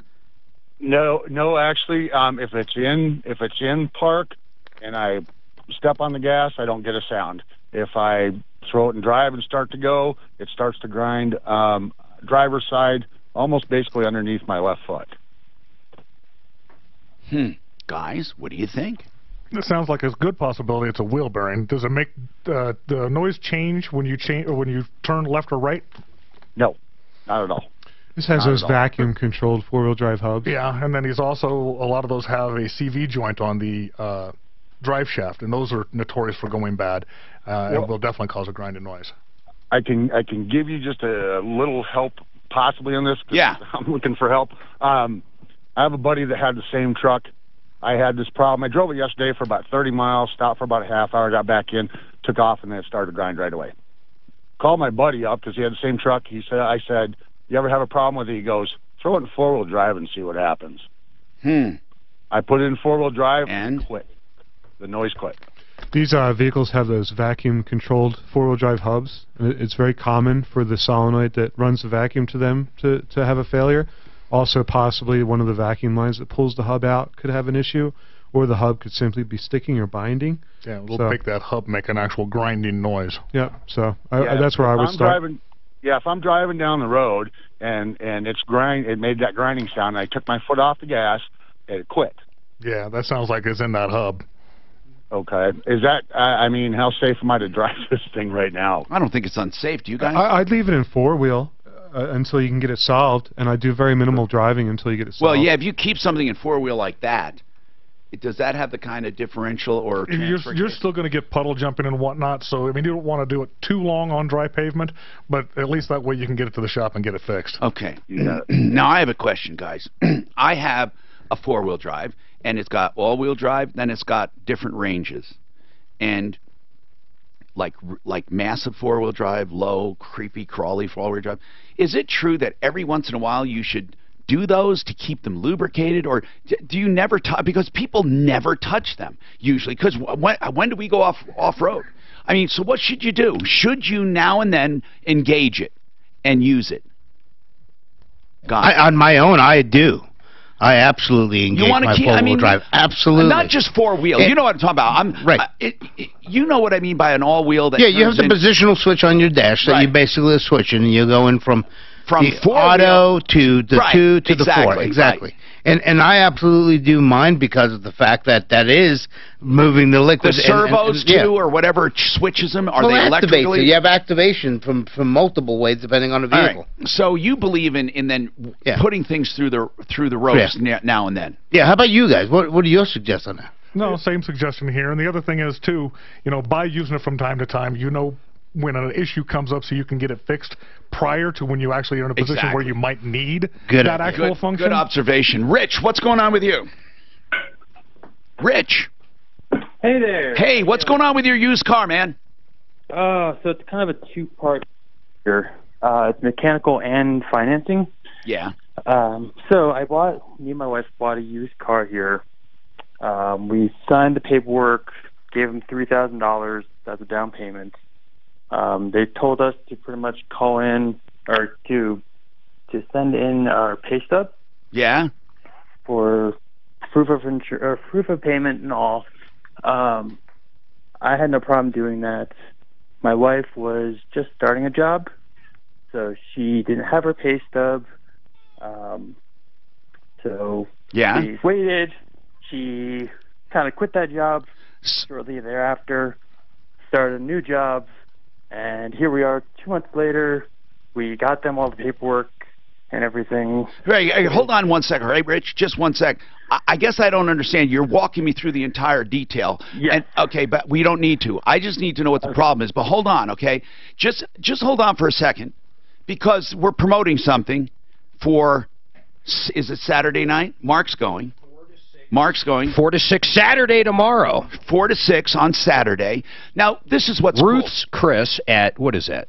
Bellevue and I-25, but it's west of west of I-25. What's that plaza called? We'll find out all this, okay? Because Mario Lopez is on the phone, and I have to tell you, he's going to be there, and he's going to be serving. I think he's the bartender. Do you know Mario Lopez, of course, Entertainment Tonight, and there's another place you see him. Do you know where you see him all the time? I see him constantly. Where? In a hotel room. He's in every hotel room in America. Mario, aren't you in every hotel room in America? How you guys doing? Good. You know what I'm talking about, right? Yeah, that's a deal I do extra at the movies because of my show. So exactly. How many people say that I'm the first thing to greet them when they go I know. on the road. I know. When you hit the menu for the pay-per-view, he's explaining all the movies. Anyway, so that's funny. What is this event all about? Well, I'm excited, first of all, to be in Denver, and anytime I get an opportunity to go to Colorado, I love it. People are super cool. It's a beautiful city, so I'm looking forward to launching my tequila there, Casa Mexico Tequila, really taking it to the next level this year with a promotion, and we're going to be available now in the great state of Colorado, so we just kind of want to make our presence known, and I'll be at some spots hanging out, hoping people try it, and it catches on, essentially. So it's going to be tomorrow night, and are you an aficionado of tequila, and you happen to come across this, or what's the story? Yeah, it's, tequila now is a very sophisticated drink, as a lot of people liken it to maybe spring break and shots, but there's actually hundreds of different types of tequila, and it's much like wine. You can sip it, you can enjoy it refined, and the great thing about it, too, is that if you get good quality tequila with 100% agave, it won't give you a hangover. You'll wake up feeling great, and that's actually scientifically true. So a lot of people aren't maybe familiar with that. So, I've always been a fan and trying to raise the awareness level and obviously take it to the next level with Casa Mexico in Colorado. So say the name again. Casa, well, I'm giving it the angle. Yes. Casa Mexico. Okay. Now, for people who want to see Mario, you're going to be talking to us, right? I mean, you're going to be mingling? Yes, of course. Okay, so if you want to catch Mario, other than the hotel room, you want to see him in person, and, of course, people remember him from Saved. He was Slater. Yeah, of course. Everyone remembers that.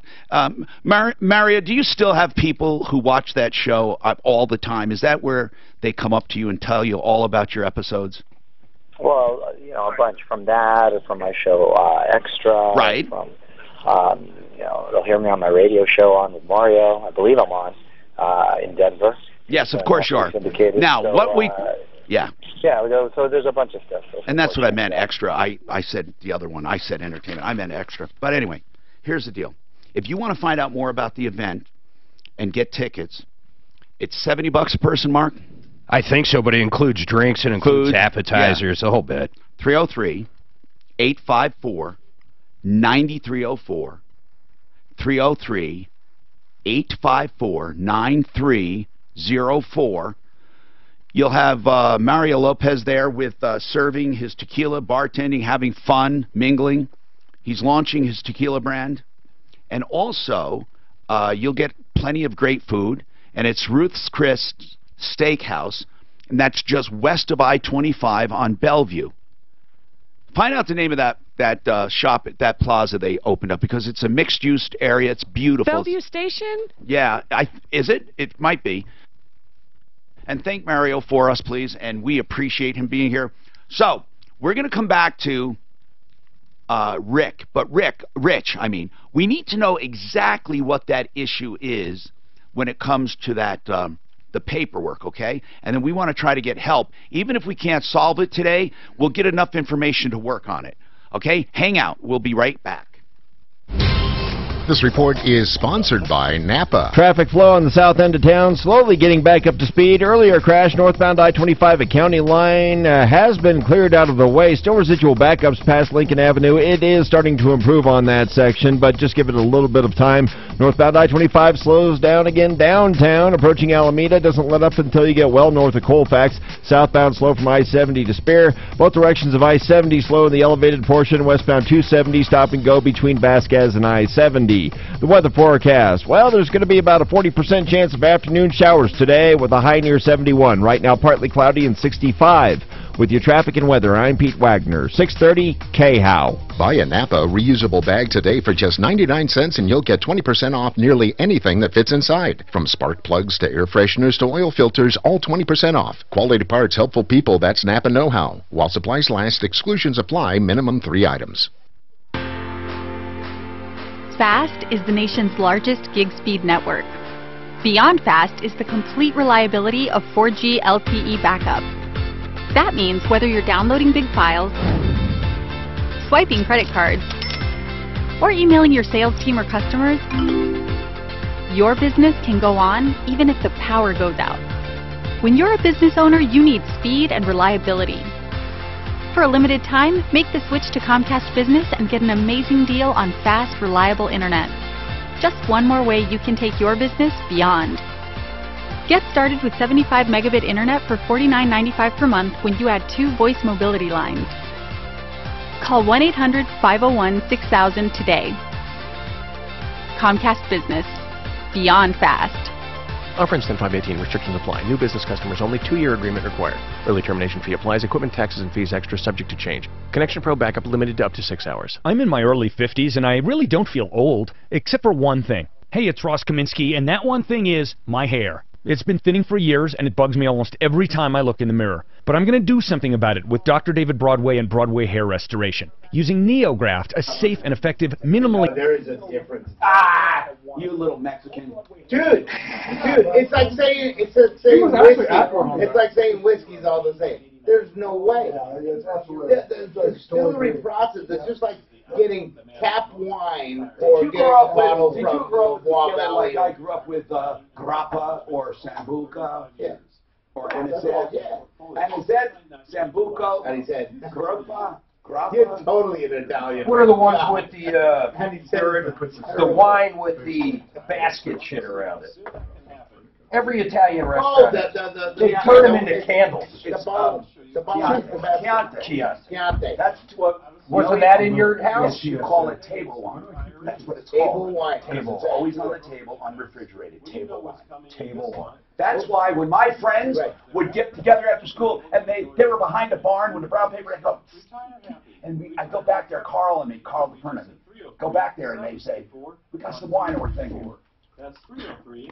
That's on our. I can go home and drink. What do I care? Cheap wine. You remember Grassi? Martini and Rossi. Martini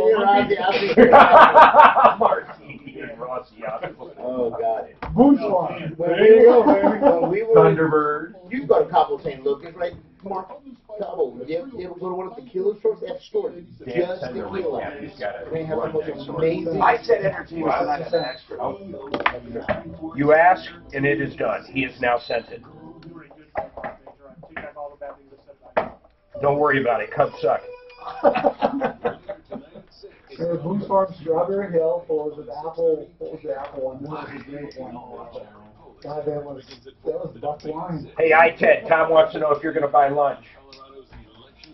Yeah, no problem. You're lucky to get a discount from me. I'm Tom Martino. I'm going to go to Donna real quick here. Hey, Donna, what's happening? What's happening? Hey, I just wanted to give a shout out to Nick at Flexident. Aren't they great people? Awesome. I love Flexident. Oh, they are. They were so good.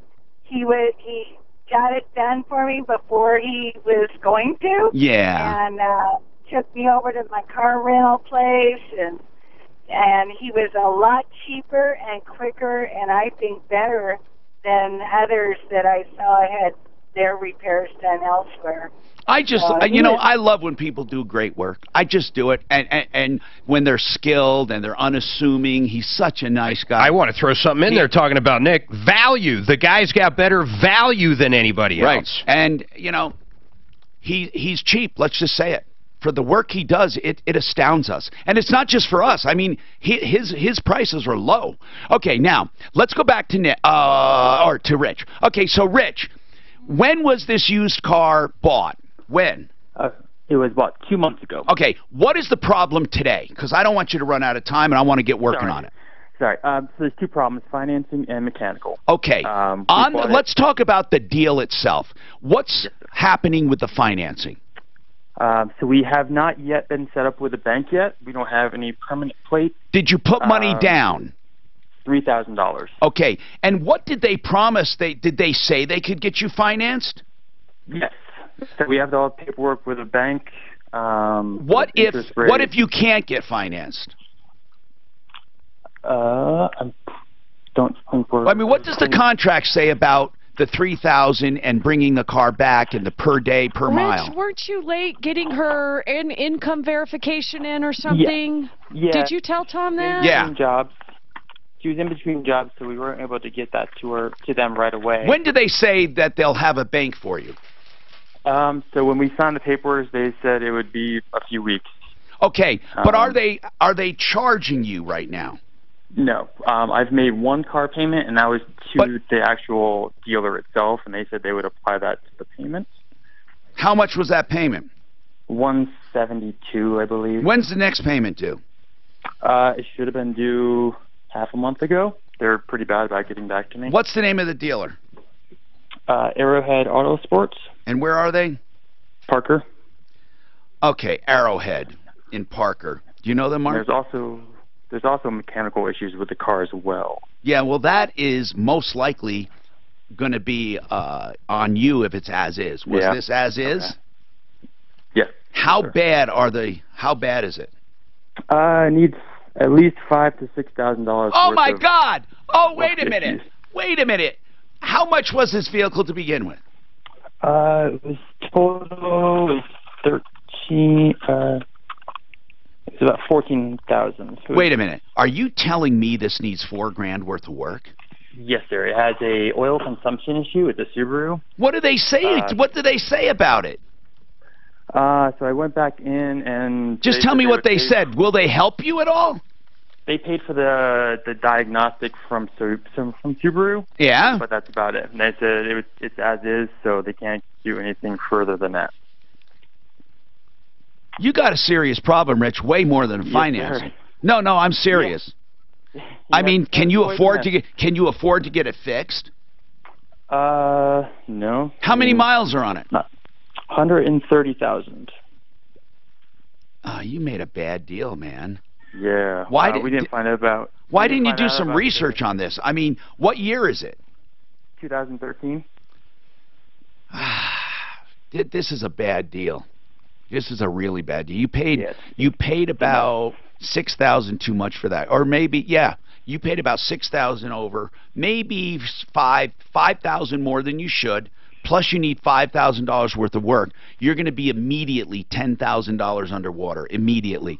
Rich, if you could, I don't know how your credit is, honest to God, but you guys, I would walk from this thing. If it was me, I would never go through with this deal ever. That's my question. Are we legally? Because I've called. No, don't ask me legally because I don't know anything about what you signed or anything. Okay. But if you're asking me, if you signed a contract, you're bound by contracts. But what I'm saying is, if it was me or my brother, I don't care if I'm bound by a contract if I got ripped off. I would go and say, you know what, man? This thing is a piece of garbage. You haven't gotten me financed. You can come after me all you want, and I'm going bankrupt. So you either let me out of the deal, and you keep... Now, the problem is you're never going to get your $3,000 back, ever. You know that, right? I was kind of hoping I'd get part of it back, but I knew that's an option that it probably wouldn't be returnable. But you might want to just... Listen, they're going to come after you. But if you go through this, you're making even a bigger mistake. Yeah. Is your credit bad anyway? Is your credit good or bad? It's average. Oh, God, I hate to tell you a bankruptcy over $3,000. But, see, sometimes people use bankruptcies to get out of a bad deal. Did you say you have a girlfriend or wife? A wife. Is she on the contract? Yes. Oh, God. You're both on it? Yes, sir. Let's see if we can contact these people and get him in another vehicle or something. Hold on a second. You sound like a good young man. Let's try to help you out here, bro. All right, don't forget Pro Auto Care and then Kimmer Transmission and Hands On Auto Tech. Wow. That guy got such a screw job, that poor young man. Dan, give that to Deputy Dan. See if Dan can call them. I was reading their reviews, and every fourth review is same thing. That they suck. Shoddy car. Owner promised to help them with the repairs. Never followed through. One right after another. Every fourth review, so 3 positives and then the worst side. That's alliance.fleece. Alliance Leasing is your key to the perfect fleet. I'm Jay Farmer.